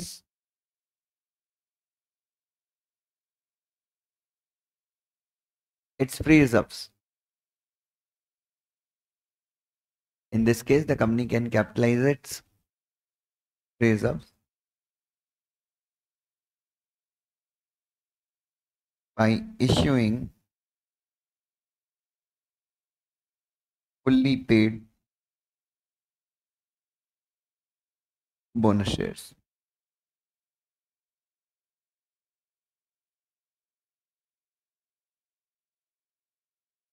इस केस में कंपनी क्या कर सकती है बच्चों, अपने फ्री रिजर्व को क्या कर सकती है, कैपिटलाइज कर सकती है। क्या कर सकती है बच्चों, यश और दुष्यंत तुम दोनों घनचक्कर दिमाग के हो, करप्ट माइंड है तुम्हारा, मैं नहीं चाहता तुम दोनों क्या बैठो, साथ बैठो। सिमिलर है, दोनों की शक्ल भी एक जैसी, देखो एक बार, बस ये यश के बाल को थोड़ा सा ग्रे करना पड़ेगा। आजा सामने, इधर आजा, सुयश के बगल में तू आजा, उसका वो अड्डा है, ये तू आजा दुष्यंत, तू इधर आजा। हाँ, तू कब से वो पिलर के बगल में ही चिपक के बैठता है, वो तेरी फेवरेट जगह है। और क्लास में किसी भी चीज से लगाव लगाना बहुत कष्टकारी हो सकता है, किसी भी चीज से। मेरे से लगाव लगा लो, कोई दिक्कत नहीं है, मैं तुमको आगे लेके ही जाऊंगा, पीछे लेके नहीं आऊंगा, ठीक है। हाँ, तो पिलर पिलर किसी सी चीज से लगाओ, सिर्फ किससे लगाव लगाओ, अपनी किताबों से, बस और कुछ नहीं बच्चों। इससे ज्यादा समझदार, इससे ज्यादा मोहब्बत करने लायक चीज इसके अलावा कुछ नहीं है बच्चों। इसकी मोहब्बत में तुम फना भी हो जाओ तो कोई दिक्कत नहीं है बच्चों, ठीक है। तो ये मोहब्बत है बच्चों, ये मोहब्बत ऐसी है जो तुमको, चलो बच्चों इधर, हाँ जी बच्चों। तो कंपनी को क्या करना है बच्चों, in this case the company can capitalize its free reserves by issuing what बेटा, फुल्ली पेड बोनस शेयर। इस केस में कंपनी क्या कर सकती है, अपने फ्री रिजर्व्स को क्या कर सकती है, capitalize. Now what is the meaning of free reserve को कैपिटलाइज करना, what is the meaning of free reserves को क्या करना, कैपिटलाइज करना। इसका मतलब क्या है, कैपिटलाइज करना मतलब, ध्यान से को अब कैसे करेंगे, फ्री रिजर्व के 5 करोड़ हैं, अच्छा free reserve as well as free reserve and securities premium, तो दोनों क्या कर सकते हैं बच्चों। अरे सीआरआर तो अलग से बनता है ना, जब अपन क्या करते हैं, रिडम्पशन वगैरह करते हैं, तो अभी यहाँ पे हमारी बैलेंस शीट में सीआरआर नहीं है, तो क्या करेंगे, तो फ्री रिजर्व में कितना अमाउंट रखा है, 5 करोड़, सिक्योरिटीज प्रीमियम में कितना अमाउंट है, ऐसा एरो बना दो, क्या दोनों ऊपर ट्रांसफर हो सकता है, कितना हो गया, अब मेरी कैपिटल कितनी हो जाएगी, 11 करोड़, फ्री रिजर्व कितने हो जाएंगे, 0, और सिक्योरिटीज प्रीमियम कितना हो जाएगा, 0, और शेयर कैपिटल कितनी हो गई, ओए शेयर कैपिटल कितनी हो गई बच्चों, share capital becomes 11 CR, share capital बन जाती है कितनी, 11 करोड़। अरे शेयर कैपिटल कितनी बन जाती है, 11 करोड़। अब शेयर कैपिटल में कितने आ गए, 11 करोड़ आ गए। क्या मेरी कंपनी अब फ्रीली यूज कर सकती है इसको बिजनेस के लिए, can my company use 11 crore rupees freely for its business, हाँ या ना, हाँ बेटा, बिल्कुल बिल्कुल। तो क्या मेरी कंपनी फ्रीली यूज कर सकती है? यस। नाउ, हाँ बेटा, लेट मी कंप्लीट फर्स्ट, पहले मुझे कंप्लीट करने दो इधर। So now this 11 crore rupees have reach to where बच्चों? ये 11 करोड़ कहाँ आ गए? मेरी शेयर कैपिटल में आ गए, इसको मैं यूज कर सकता हूँ। तो the main purpose was this. अच्छा, लेकिन लेकिन लेकिन लेकिन क्या, अच्छा, अब ये बढ़ी हुई शेयर कैपिटल को मैं एडजस्ट कैसे करूं, क्योंकि मेरा कैपिटल का क्या बढ़ गया है, मेरी शेयर कैपिटल का अमाउंट क्या हो गया है, बढ़ गया है। मतलब पहले कितने शेयर थे? 10 लाख शेयर थे। अब क्या होगा बच्चों, ये पहले 10 लाख शेयर थे, अब कितने शेयर हो जाएंगे? नहीं से अब हो जाएंगे शेयर मेरे 1.1 करोड़ इक्विटी शेयर्स हो जाएंगे। कितने हो जाएंगे? 1 करोड़ शेयर एक्स्ट्रा हो जाएंगे, हाँ या ना? क्योंकि शेयर कैपिटल बढ़ गई ना। अब ये शेयर किसको दूं मैं? बढ़े हुए 1 करोड़ शेयर किसको दूं? whom should I offer these shares to? एक बात बताओ, सिक्योरिटीज प्रीमियम, एक कॉमन, एक मिनट, सिक्योरिटीज प्रीमियम में जो पैसा रखा हुआ है किससे लिया था? सिक्योरिटीज प्रीमियम में जो पैसा रखा हुआ था वो किससे लिया था? मेंबर से लिया था, 10 का शेयर 100 में इश्यू करके। फ्रीज में जो पैसा है ये भी किसका ही है? मेंबर्स का ही है, क्योंकि आपको डिविडेंड देना था पर आपने डिविडेंड नहीं दिया या फिर कम दिया और पैसा यहाँ ट्रांसफर कर लिया। तो ये जो बढ़ी हुई शेयर कैपिटल, जो 1 करोड़ शेयर एक्स्ट्रा इश्यू हुए हैं, वो किसको दोगे? किस प्रपोर्शन में? जिस प्रपोर्शन में उनके पास ऑलरेडी शेयर्स हैं या जिस प्रपोर्शन में वो कैपिटल में होल्ड करते हैं। तो इधर देखो, पहले मेरी कैपिटल कितनी थी? 1 करोड़। बढ़ कितने से गई? तो जिसके पास पहले क्या था कंपनी का, उसको मैं नया कितने शेयर दूं? सॉरी, उल्टा है। मतलब जिसके पास मेरी कंपनी का पहले कितना शेयर था? 1 शेयर था, उसको मैं नए शेयर कितने दूंगा? 10 दूंगा, 10:1। अच्छा, ये 10 शेयर जिसको मैं दूंगा उससे पैसे लूं या ना लूं? ये शेयर पार्टली पेड है या फुल्ली पेड है? Fully paid. क्यों? क्योंकि कंपनी को पैसे कहाँ से मिल गए हैं? कंपनी को पैसे कहाँ से मिल गए? फ्री रिजर्व और सिक्योरिटीज प्रीमियम से कंपनी को क्या मिल गए हैं? पैसे मिल गए। तो अलग से मुझे सो कहना इसे, ये जो शेयर्स इश्यू होंगे by issuing fully paid bonus shares, तो ये बेसिकली क्या हो गया बच्चों? Capitalization of reserve. What this is called as what बेटा? This is called as what? Capitalization of reserve. क्या कंपनी ऐसा कर सकती? अच्छा, इससे शेयर होल्डर के हाथ में क्या गया? कुछ शेयर होल्डर को एक्स्ट्रा फायदा मिला। हाँ, नंबर ऑफ शेयर क्या हो गए? बढ़ गए। लेकिन एक्चुअली में कुछ फायदा नहीं होता। अगर कंपनी के 1 शेयर का रेट मार्केट में कितना था? अगर कंपनी के 1 शेयर का रेट मार्केट में कितना था? 110 रुपए था। कितना था? 1 शेयर वॉज कितने का था? 110 रुपए का था। तो बोनस इश्यू करने के बाद क्या हो जाएगा? बोनस इश्यू करने के बाद 11 शेयर्स कितने के हो जाएंगे? 110 रुपए के। मार्केट में कोई प्राइस प्राइस बढ़ता नहीं है। क्यों नहीं बढ़ता? क्यों? क्या बैलेंस शीट में कहीं पे तुमको एक्स्ट्रा कैश आते दिख रहा है? कुछ नहीं दिख रहा है। सिर्फ क्या है ये? कैन आई से this is just an internal restructuring. क्या है बच्चों? बोनस शेयर्स क्या है? क्या मैं ये कह सकता हूं ये मात्र एक आंतरिक पुनर्गठन है? क्या मैं ये कह सकता हूं कि ये मात्र एक आंतरिक व्यवस्था है? कुछ भी हमारी कंपनी को नए पैसा आया नहीं है। तो बच्चों क्या होगा? तो शेयर होल्डर के हाथ में कोई एक्चुअल गेन होने वाला है क्या? नहीं। पहले आपका 1 शेयर 110 का था, अब क्या हो जाएंगे? 11 शेयर 110 के हो जाएंगे। एग्जैक्टली। ये होता है bonus share. It is just an internal restructuring. Company क्या करती है? फ्री रिजर्व और सिक्योरिटीज प्रीमियम में रखे हुए पैसों को क्या करती है? कैपिटलाइज करती है। क्या करती है? कैपिटलाइज। चलो, हाँ बोलिए हर्षित, आप कुछ बोल रहे थे। डाउट सॉल्व हो गया? पक्का? ओके। बोलिए आदित्य जी, कुछ बोल रहे थे? पक्का? ओके, चलिए। अब now what are the conditions? अगर आपको क्या इश्यू करना है? बोनस शेयर्स इश्यू करने हैं, तो उसकी शर्तें क्या है? Section number 63, conditions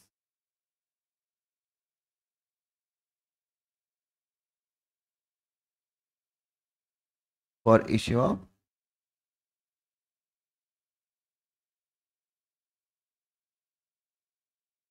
bonus share.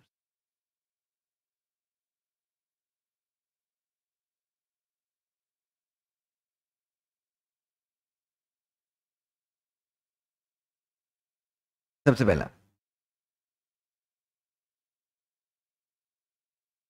The very first thing, सबसे पहले आपके आर्टिकल्स ने आपको ऑथराइज करना चाहिए। सबसे पहला क्या है बच्चों? Articles must authorise.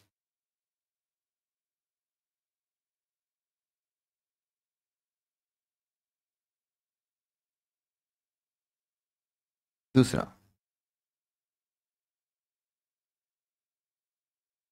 Proposal must be approved.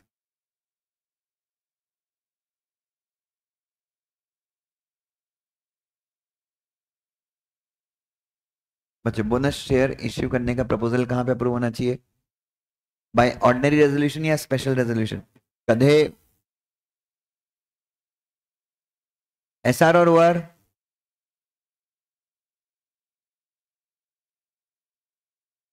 सिर्फ मैंने लिखा है proposal must be approved in general meeting, इसका मतलब क्या है? OR मैंने आपको कम से कम 17 बार बता चुका हूँ क्या, कि अगर मैं सिर्फ बोलूं OR, मैं सिर्फ बोलूं जनरल मीटिंग, इसका मतलब क्या है? OR। Is that clear? Third, कहां से इश्यू कहां से करोगे? टू बी इश्यूड फ्रॉम, पैसा कहां से आएगा? FR,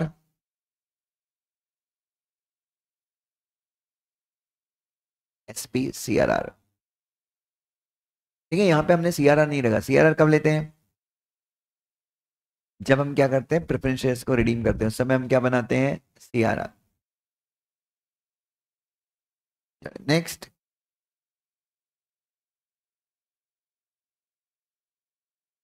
बोनस शेयर इश्यू करने के पहले, बोनस शेयर इश्यू करने के पहले, या जिस डेट को आप बोनस शेयर इश्यू करो, जिस डेट को आप बोनस शेयर इश्यू करो, आपको ये ध्यान में रखना चाहिए, सारे के सारे फुल्ली पेड शेयर्स क्या बनाने हैं? सॉरी, सारे के सारे पार्टली पेड शेयर आपको क्या बनाने हैं? Fully paid. फॉरफिट नहीं करना है, क्या बनाना है? Fully paid. लेकिन all the partly paid shares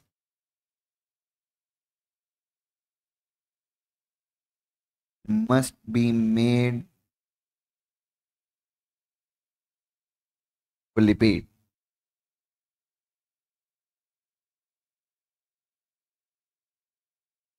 ठीक है, सारे पार्टली पेड शेयर्स को आप क्या बनाएंगे? Fully paid. अच्छा, इसके लिए टेबल F, स्टैंडर्ड जो आर्टिकल्स हैं, उसका रेगुलेशन 39 बोलता है, उसका रेगुलेशन 39 बोलता है कि आप फ्री रिजर्व्स में रखे हुए पैसों का इस्तेमाल करके, किसका इस्तेमाल करके? फ्री रिजर्व में रखे हुए पैसों का इस्तेमाल करके क्या कर सकते हैं? पार्टली पेड शेयर को फुल्ली पेड बना सकते हैं। लिखो,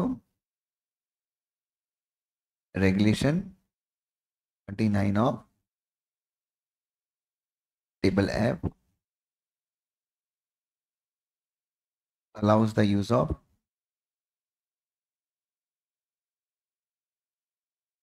FR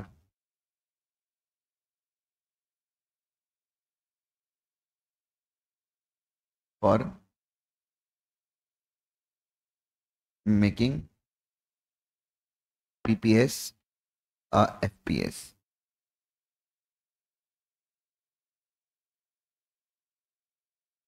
making partly paid share a fully paid share।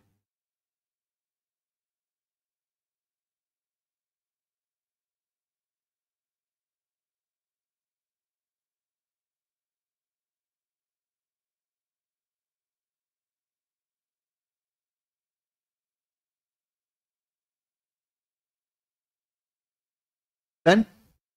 अरे हाँ है ना? ओके। अच्छा please,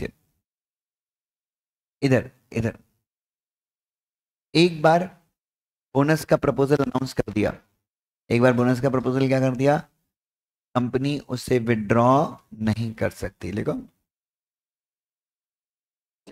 once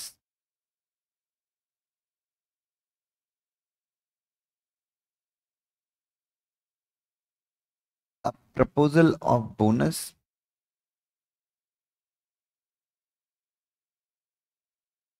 is announced.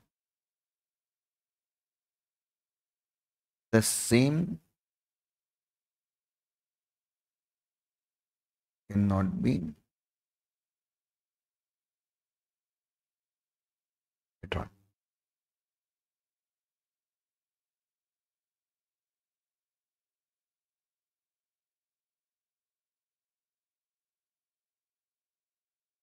Is that clear? बेटा क्लियर है सबको?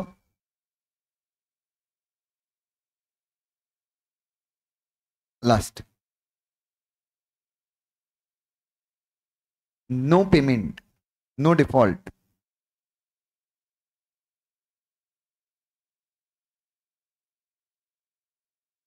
in payment of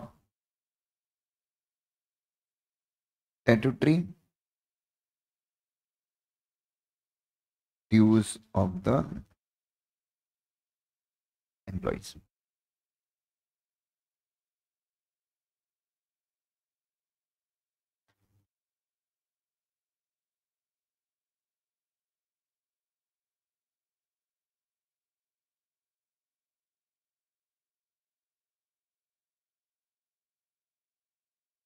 No default in payment of what, beta? Statutory dues of the employees. Dear Regulation 39 of Table F.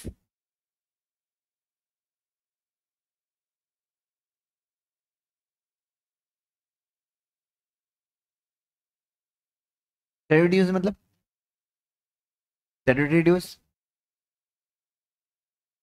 Provident fund, gratuity, bonus जो labour laws के अंदर अपने को देना होता है कानून की जरूरत के हिसाब से, क्योंकि कानून हमारे ऊपर क्या डालता है, बाध्यता डालता है, तो हमें देना पड़ता है, ठीक है? तो ये आपको ध्यान में रखना है. Is that clear? चलिए now come to barrack. Section number 63.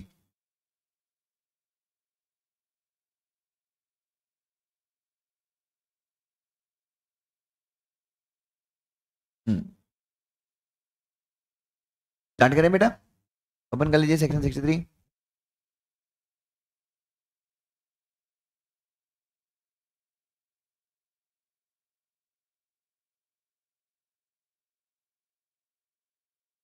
A company may issue fully paid bonus share to its member. किसको इश्यू कर सकते हैं? दुनिया भर को या सिर्फ अपने मेंबर्स को?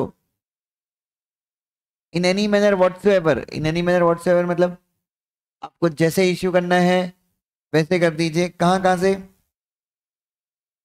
एसपी या फिर सीआरआर. सीआरआर पता है सबको, अपन ने वो पैसे निकाले थे प्रेफरेंस शेयर्स को रिडीम करने के टाइम पे, जो नॉमिनल वैल्यू अपन पे करते हैं प्रेफरेंस शेयर को रिडम्पशन के टाइम पे डायरेक्टली फ्री रिजर्व से निकालते हैं, पहले फ्री रिजर्व से सीआरआर में डालते हैं.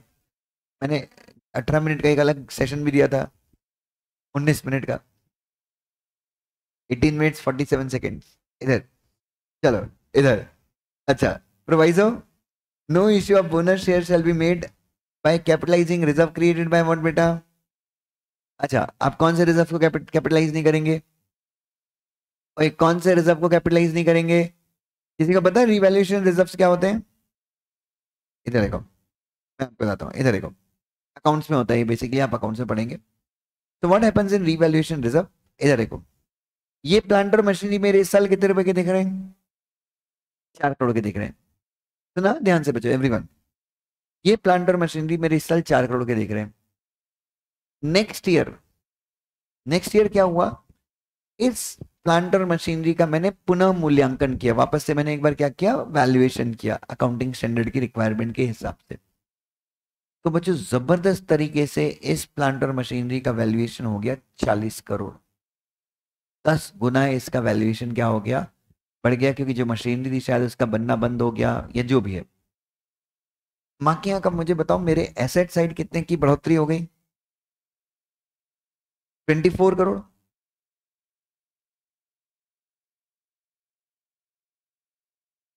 ट्वेंटी फोर ना, सॉरी सॉरी सॉरी, नहीं नहीं आप सही हो. 40 का हो गया ये दोनों हो गया 52. 52 में से 16 घटा दो, 36. कितने करोड़ से मेरे एसेट्स की वैल्यू बढ़ गई बच्चों? 36 से मेरे एसेट्स की वैल्यू बढ़ गई. अब मैं क्या करूं? क्या करूं मैं इतनी सुंदर हूं, मैं क्या करूं। ये गाना चल रहा, पता है पहले बीच में रील में बहुत चला था।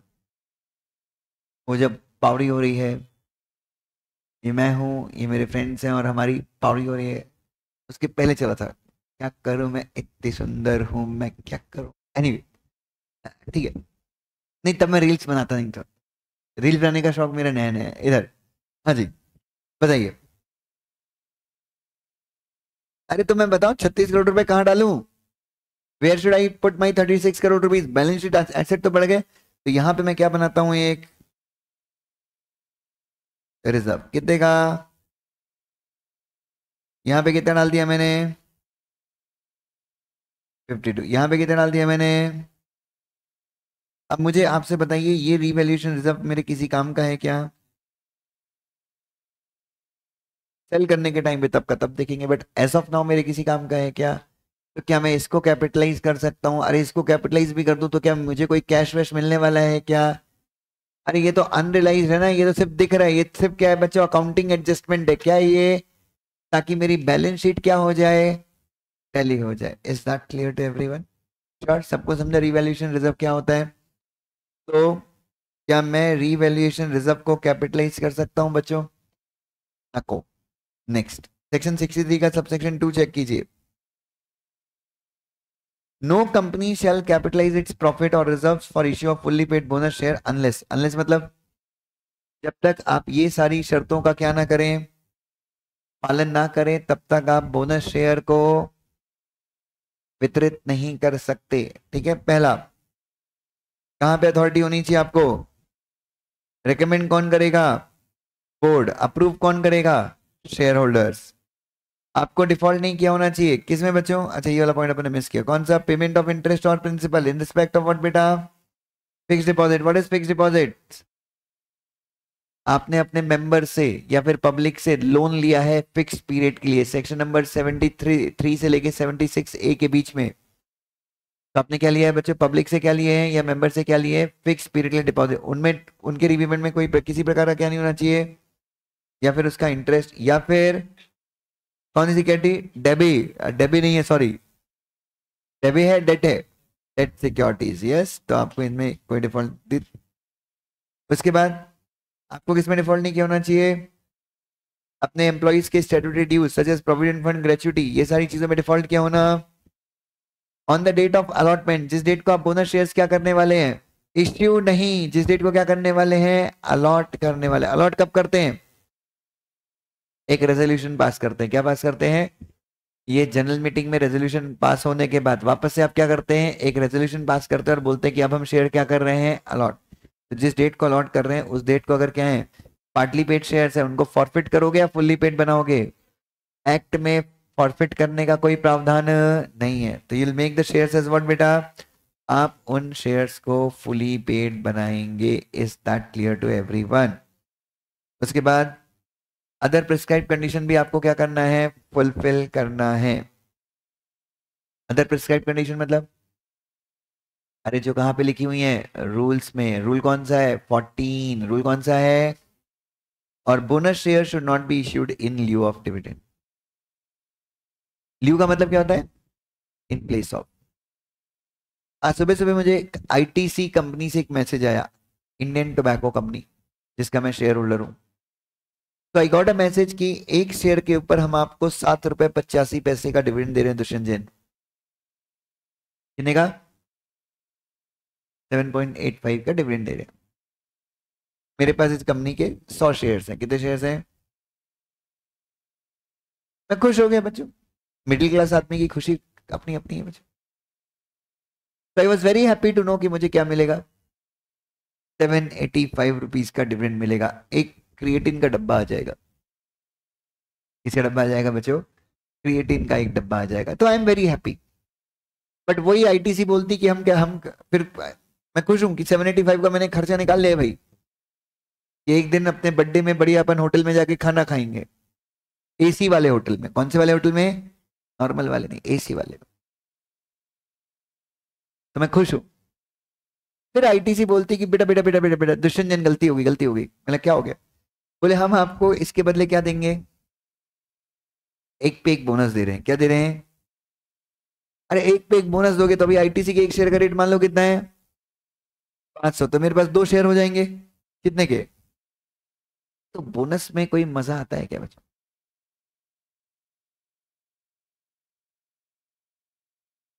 अब वो आगे चल के क्या, तब तक मैं जिंदा हूं नहीं हूं क्या पता, दुनिया रहेगी नहीं रहेगी क्या पता, प्लेन क्रैश हो गया तो क्या करोगे? वो आगे चल के तो आगे चलते ही रहना है। बट अभी का क्या, बोनस आता तो भाई मैं आज शाम को बढ़िया एसी वाले होटल में जाके खाना खाता। अरे गेटिंग में क्रिएटिन खरीदता, बॉडी बनाता। लेकिन कंपनी क्या बोल रही है कि बेटा माफ करो, हम तुमको क्या दे रहे हैं, ये गलत हो जाएगा। गर्लफ्रेंड बोल रही थी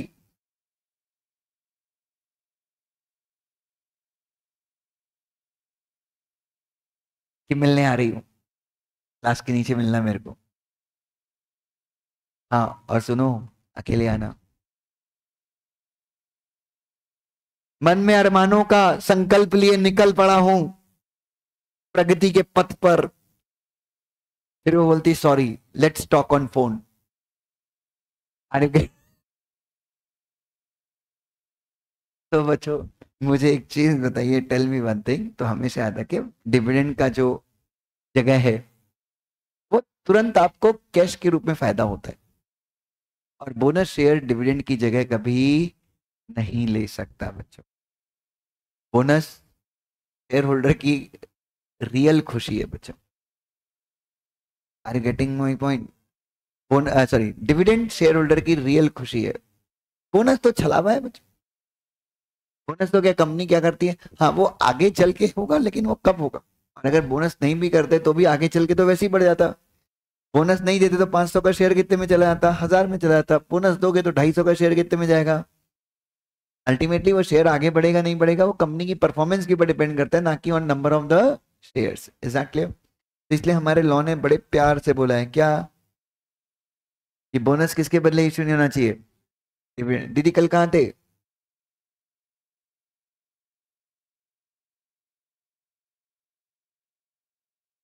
क्यों सो रहे थे? कैसे अभी अभी सीएसईडी क्लियर हुआ है आपका? जनवरी में क्लियर, तो बेटा अभी तो पढ़ना चाहिए। अगर अभी क्लियर हुआ होता तो फिर हम मानते कि भाई 6 महीने थोड़ा सा वार्म अप पे लगता है। चलो इधर, यहाँ तक क्लियर है सबको? तो ये सेक्शन कंप्लीट होता है। कौन सेक्शन? अच्छा, अभी फ्री रिजर्व, फ्री रिजर्व कहाँ पे डिफाइन किया हुआ है? टू क्लॉज 43 में फ्री रिजर्व्स को इन्होंने डिफाइन किया। क्या होता है फ्री रिजर्व? देखो, it means such reserve which as per latest audited balance sheet of the company are available for distribution as dividend. What is latest? जो सबसे लेट बनी है, जो सबसे लेट बनी है, जो तुम्हारे पास अवेलेबल है, सबसे लेट जो बनी है, मतलब सबसे लेटेस्ट, सबसे लेटेस्ट नहीं, लेट से बना है लेटेस्ट, जो सबसे लेट आया है, जो सबसे लास्ट में आई है। ठीक है, हाँ। अरे लेट, लेटेस्ट, गुड, बेस्ट। वैसे लेट क्या है? नहीं, लीगल वे में हम उसको कैसे इंटरप्रेट करते हैं, लेटेस्ट मतलब एकदम लास्ट वाली, अपडेटेड वन। यस, चलो एनीवे, ठीक है, कोई नहीं। अब समझ गया तू लेटेस्ट का मतलब क्या है? उसको आप नया समझ लो, मैं क्या समझ लूंगा, जो सबसे लेट में है। यस, हाँ। तो बच्चों, जिस प्रॉफिट से आप क्या बांट सकते हैं, जिस प्रॉफिट से बिंदास होके खुल के आप क्या दे सकते हैं, डिविडेंड दे सकते हैं। लेकिन प्रोवाइजो है, क्या बोलता है? एनी अमाउंट रिप्रेजेंटिंग कौन सा गेन? अनरियलाइज्ड नोशनल और revaluation of asset whether shown as reserve और अदरवाइज। कौन से गेन से बच्चों? अनरियलाइज्ड गेन, नोशनल गेन मतलब जो रियल गेन नहीं है। एसेट्स को रिवैल्यू किया था, अगर आपको याद हो, 24 करोड़ रुपए, 36 करोड़ जो बढ़ गया था, ये सब क्या आपके रिजर्व का पार्ट बनेगा या नहीं बनेगा? नहीं बनेगा। Any change in the carrying amount of asset और liability recognized in equity including surplus in, एक minute, including surplus in P&L on measurement of what beta? Asset or liability shall not be treated as same. Asset को मैं पिछले साल अपने balance sheet में 16 करोड़ का दिखा रहा था, इस साल कितने करोड़ का दिखा रहा हूं? 40 करोड़ का दिखा रहा हूँ, क्या हो रहा है, लाइबिलिटी को मैं अपने अकाउंट में पहले 40 करोड़ दिखा रहा था, इस साल कितना दिखा रहा हूँ, 16 करोड़ दिखा रहा हूँ, तो भी एक रिजर्व बढ़ जाएगा, कैश बढ़ जाएगा। अगर लाइबिलिटी आप इस साइड बैलेंस शीट में लाइबिलिटी क्या कर दो, कम कर दो, बैलेंस शीट अगर आप में अगर आप लाइबिलिटी क्या कर दो, कम कर दो, तो उधर आपको एसेट साइड में प्रॉफिट बढ़ाना पड़ेगा अपना।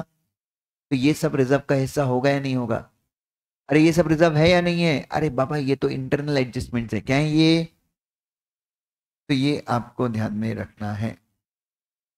नेक्स्ट, ये अपना रूल हो गया। अरे यार, ये रूल इसके नीचे छुप गया, ये दिख रहा है, ये नीचे ब्लू ब्लू, हाँ, उसके नीचे रूल छुप गया है। कुछ नहीं, वहां पे क्या लिखा था कि एक बार बोनस का प्रपोजल आपने क्या कर दिया है, अनाउंस कर दिया है, तो आपको उसे क्या नहीं करना पड़ेगा, क्या नहीं कर सकते आप उसे विड्रॉ नहीं कर, लिखो नीचे, आपने लिखा ही ऑलरेडी नोट्स में, once the decision of board to issue bonus shares is announced,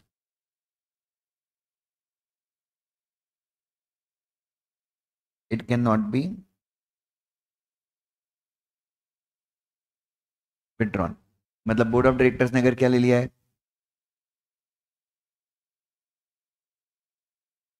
हाँ बेटा, अरे सॉरी, अरे यार सॉरी यार, यही तो लिखा है ऊपर वाले में, मैं इसका फॉन्ट देख के थोड़ा कंफ्यूज हो गया। The company which has once announced the decision of the board recommending bonus shall not subsequently withdraw the same। तो एक बार आपने क्या कर दिया,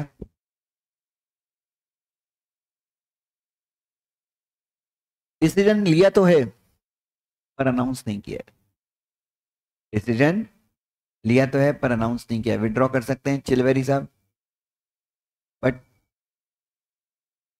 अनाउंस अगर कर दिया है, क्या कर दिया है, अगर अनाउंस कर दिया है तो क्या विड्रॉ कर सकते हो, नहीं, क्यों, कंपनी के ना शेयर के प्राइस में, जैसे आप बोनस अनाउंस करो, अगर आपकी कंपनी लिस्टेड है तो शेयर के प्राइस में तेजी आ जाती है, क्या जाती है, क्यों, क्योंकि कंपनी कैपिटल क्या होने वाली है, बढ़ने वाली है, कंपनी के पास जो फंड्स है बिजनेस के लिए वो बढ़ने वाले हैं, तो एक तरह से पॉजिटिव न्यूज है, तो शेयर का प्राइस बढ़ेगा, तो फिर आप क्या नहीं कर सकते, फिर आप इसे विड्रॉ नहीं कर सकते। इज दैट क्लियर, ये आपको ध्यान में रखना है।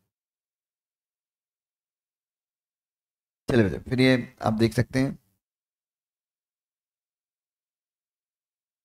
चलो एक रेजोल्यूशन ड्राफ्ट करेंगे, एक क्वेश्चन लिखिए,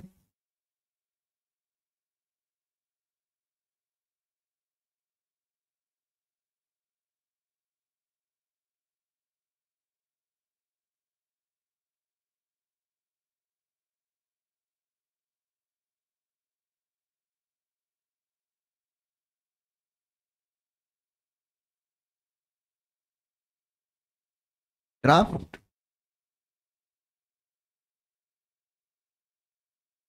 a resolution to be passed in general meeting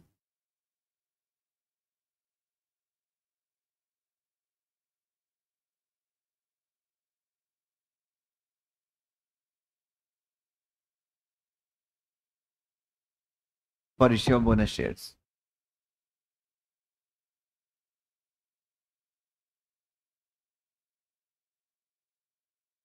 draft a resolution to be passed in general meeting for issue of what बेटा, bonus shares। ठीक है, चलो स्टार्ट करें, कैसे स्टार्ट करोगे, शुरू की 4 लाइन तो आपको पता है, रिजॉल्व दैट सेक्शन, अच्छा ये जनरल मीटिंग में बात करना है, सेक्शन, रूल, आर्टिकल्स का ऑथराइजेशन है, आर्टिकल, उसके बाद द कंसेंट ऑफ मेंबर्स या कंपनी, दोनों में से कुछ भी लिख, the consent of members of the company be and is hereby बाय ग्रांटेड, इतना तो लिख सकते हैं, ये कॉमन है, लिखो, resolve that,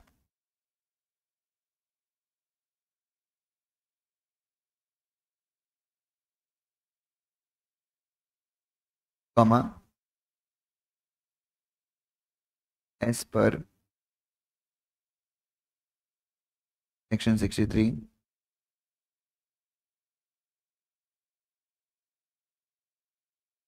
of Companies Act 2013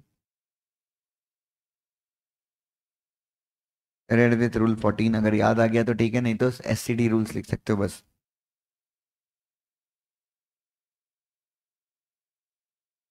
companies bracket में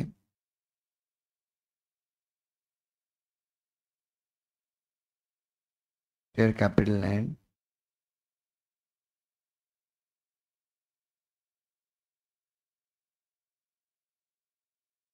debenture rules 2014,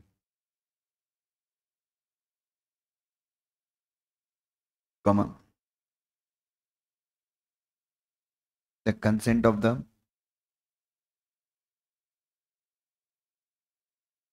members of the company be and is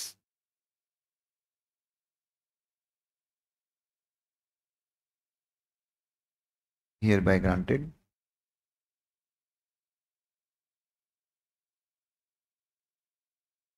for issue of fully paid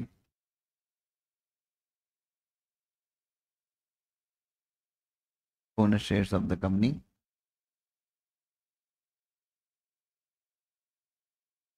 in the ratio of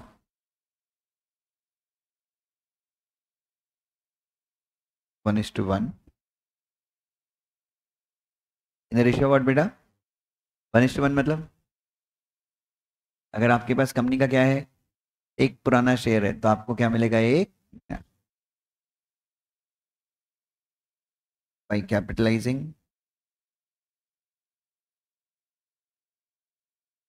rupees इतना इतना इतना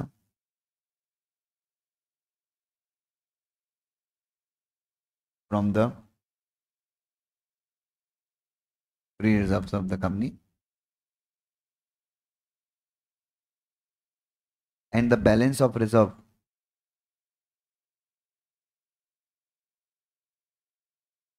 after such capitalization will be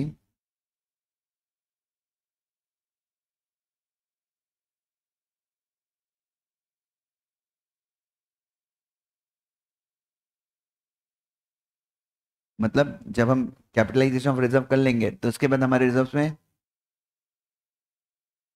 इतना balance बचेगा। ठीक है, okay. And the record date for same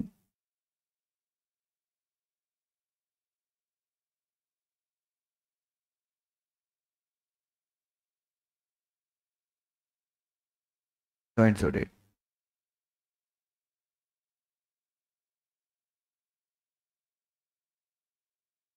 और इसके लिए रिकॉर्ड डेट क्या है? What is record date? हमेशा याद रखिए, हम पढ़ेंगे सेक्शन 91 में। कहाँ पे पढ़ेंगे हम रिकॉर्ड डेट के बारे में? सेक्शन बच्चों, रिकॉर्ड डेट का मतलब अगर आपके पास कंपनी के शेयर हैं, कौन सी डेट को? अगर आपके पास कंपनी के शेयर्स रिकॉर्ड डेट को हैं तो ही आपको क्या मिलेगा? डिविडेंड मिलेगा। तो रिकॉर्ड डेट अगर मान लो 5 तारीख है तो मैं यस तो मैंने अगर शेयर 4 तारीख को बेच दिए तो क्या मुझे डिविडेंड मिलेगा या बोनस मिलेगा? नहीं। तो record date is the date on which you hold the share. आपके पास शेयर कौन सी तारीख होना चाहिए? रिकॉर्ड डेट पर। Is that clear? और लास्ट में अपना favourite point, resolve further that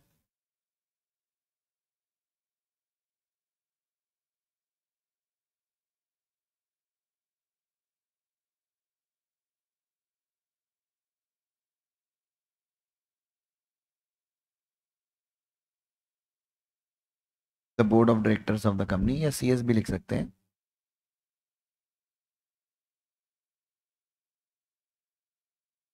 P&L is hereby authorized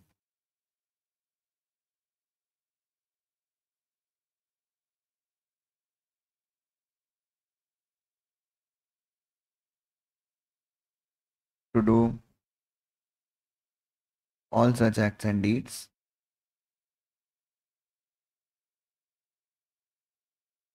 as necessary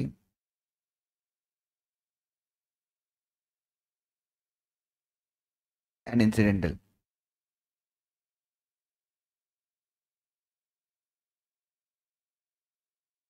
to give effect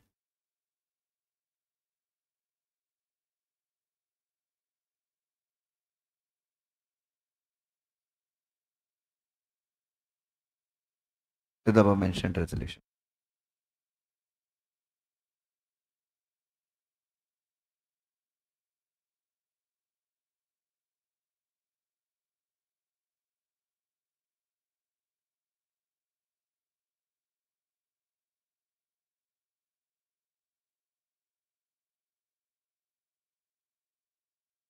Is that clear?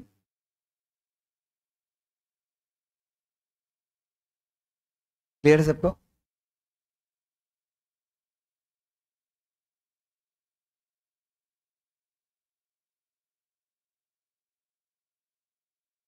लिख लिया सब लोगों ने बेटा? चलिए गुड। इधर देखिए, तो ये आपको ये मेरे एकदम समरी नोट्स मिल जाएंगे बच्चों बोनस शेयर्स के ऊपर।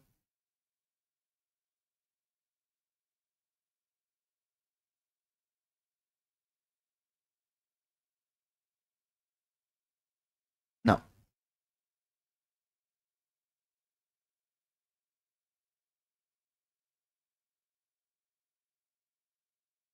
ना प्लीज हियर रेगुलेशन 39 यहाँ पे लिखा है, ये आप एक बार देख सकते हैं। और अब डायरेक्टली आ जाइए कहाँ पे बच्चों? Please come directly to section number 64। 64 क्या बोलते हैं बच्चों? व्हाट सेक्शन 64 से? हाँ जी, क्या बोल रहे हैं? Notice to be given to ROC regarding alteration in where बच्चों? Share capital. Now what does that mean? देखो,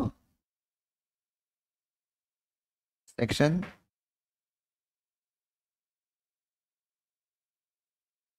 64, नोटिस टू आरओसी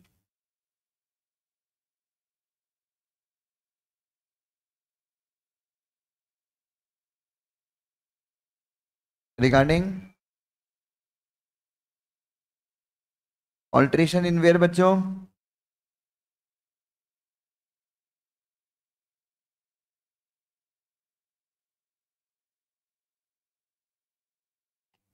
बेटा एक चीज बताइए, पेड अप शेयर कैपिटल में हम कोई चेंजेस करते हैं, पेड अप मतलब नए शेयर्स अगर हम अलॉट करते हैं तो हम तो आरओसी को ऑलरेडी बताते हैं, कौन से फॉर्म में?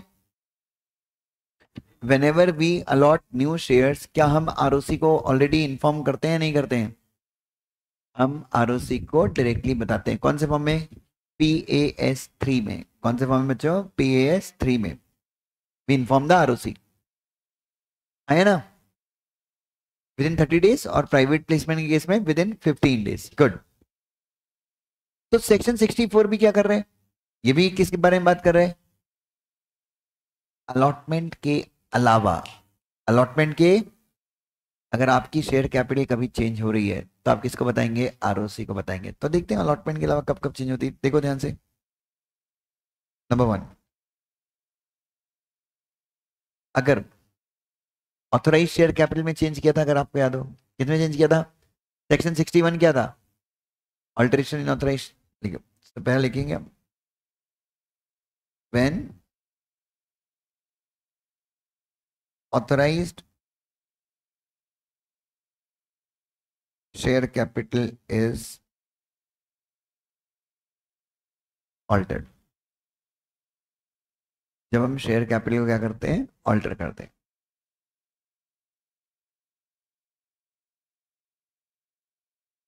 Next, when the order of CG, किसका ऑर्डर बच्चों? Increases the authorise share capital. Section कौन सा है? Sub section 4। सेंट्रल गवर्नमेंट के ऑर्डर से हमारा कैपिटल क्या हो रहा है? बढ़ जा रहा है।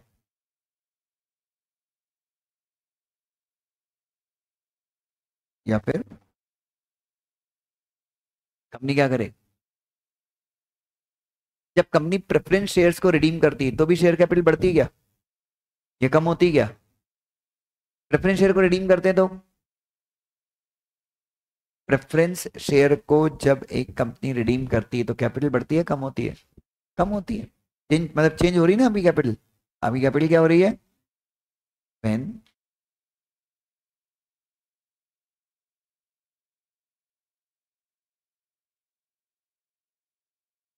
Preference shares are redeem. इन तीनों केस में, इन तीनों केस में क्या करना है आपको? आरओसी को इन्फॉर्म करना है। कौन से फॉर्म में? SH7। SH, ये फॉर्म कहाँ पे लिखा है? रूल 15 में। कहाँ पे लिखा है? तो सेक्शन 64 में प्लस रूल 15 लिख लेना। तो the company has to inform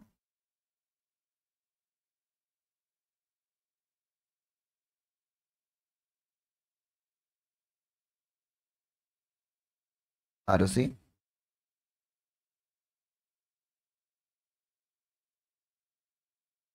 in form SH7।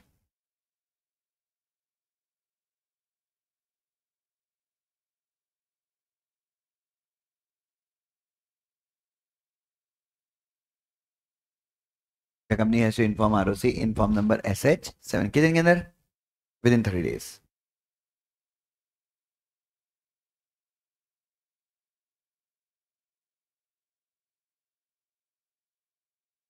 of such alteration or redemption। अगर कंपनी ने क्या कर दिया? अगर कंपनी ने क्या कर दिया बच्चों? डिफॉल्ट कर दिया तो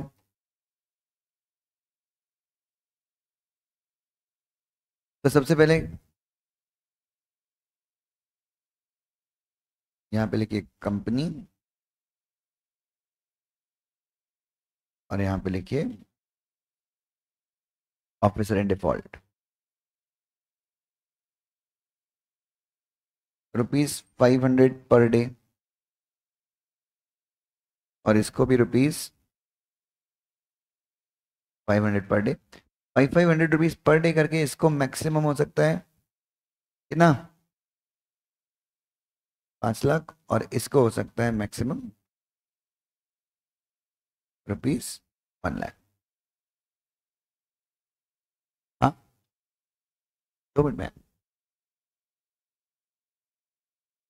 अरे वो एक बार रुचि से बात हुई क्या? चलिए बच्चों, OID का मतलब क्या होता है बेटा? Officer in default. चलिए बच्चों, तो आज का लेक्चर हम यहीं समाप्त करेंगे बच्चों। आपके टेस्ट का जो पोर्शन है दैट आई हैव फिनिश्ड। 62 कहाँ तक पूछूंगा मैं आपके टेस्ट में? सेक्शन 62। उसके पहले एक हम लोग अराउंड 10 क्वेश्चंस के आसपास की क्या करेंगे? राइटिंग प्रैक्टिस करेंगे। सो आज शाम को ही करेंगे। विल स्टार्ट एट 4:30 to 6 और 4:30 to 5:30 जो भी है। 1 घंटे 1.5 घंटे की राइटिंग प्रैक्टिस करेंगे ताकि आप लोग को टेस्ट के बारे में थोड़ा सा लिखने का तरीका आ जाए। ठीक है, चलिए। जिन बच्चों ने अपने 15 सेंटेंसेस नहीं बनाए हैं please make it 15 sentences English के बनाने हैं आपको। वही मैं शाम को चेक करूंगा। ठीक है, जितने भी बच्चे, क्योंकि इधर अगर आप वो सेंटेंसेस नहीं बनाओगे और फिर मेरे को बोलोगे आंसर लिखते नहीं बन रहे तो मैं आपको एंटरटेन नहीं करूंगा। I won't be having any sympathy with you. So make 15 question Hindi में लिखो और अपनी डेली लाइफ लिखो। सुबह उठ के मैं सीढ़ी चढ़कर क्लास आया, इसको इंग्लिश में कन्वर्ट करो। ठीक है, चलो, थैंक यू सो मच।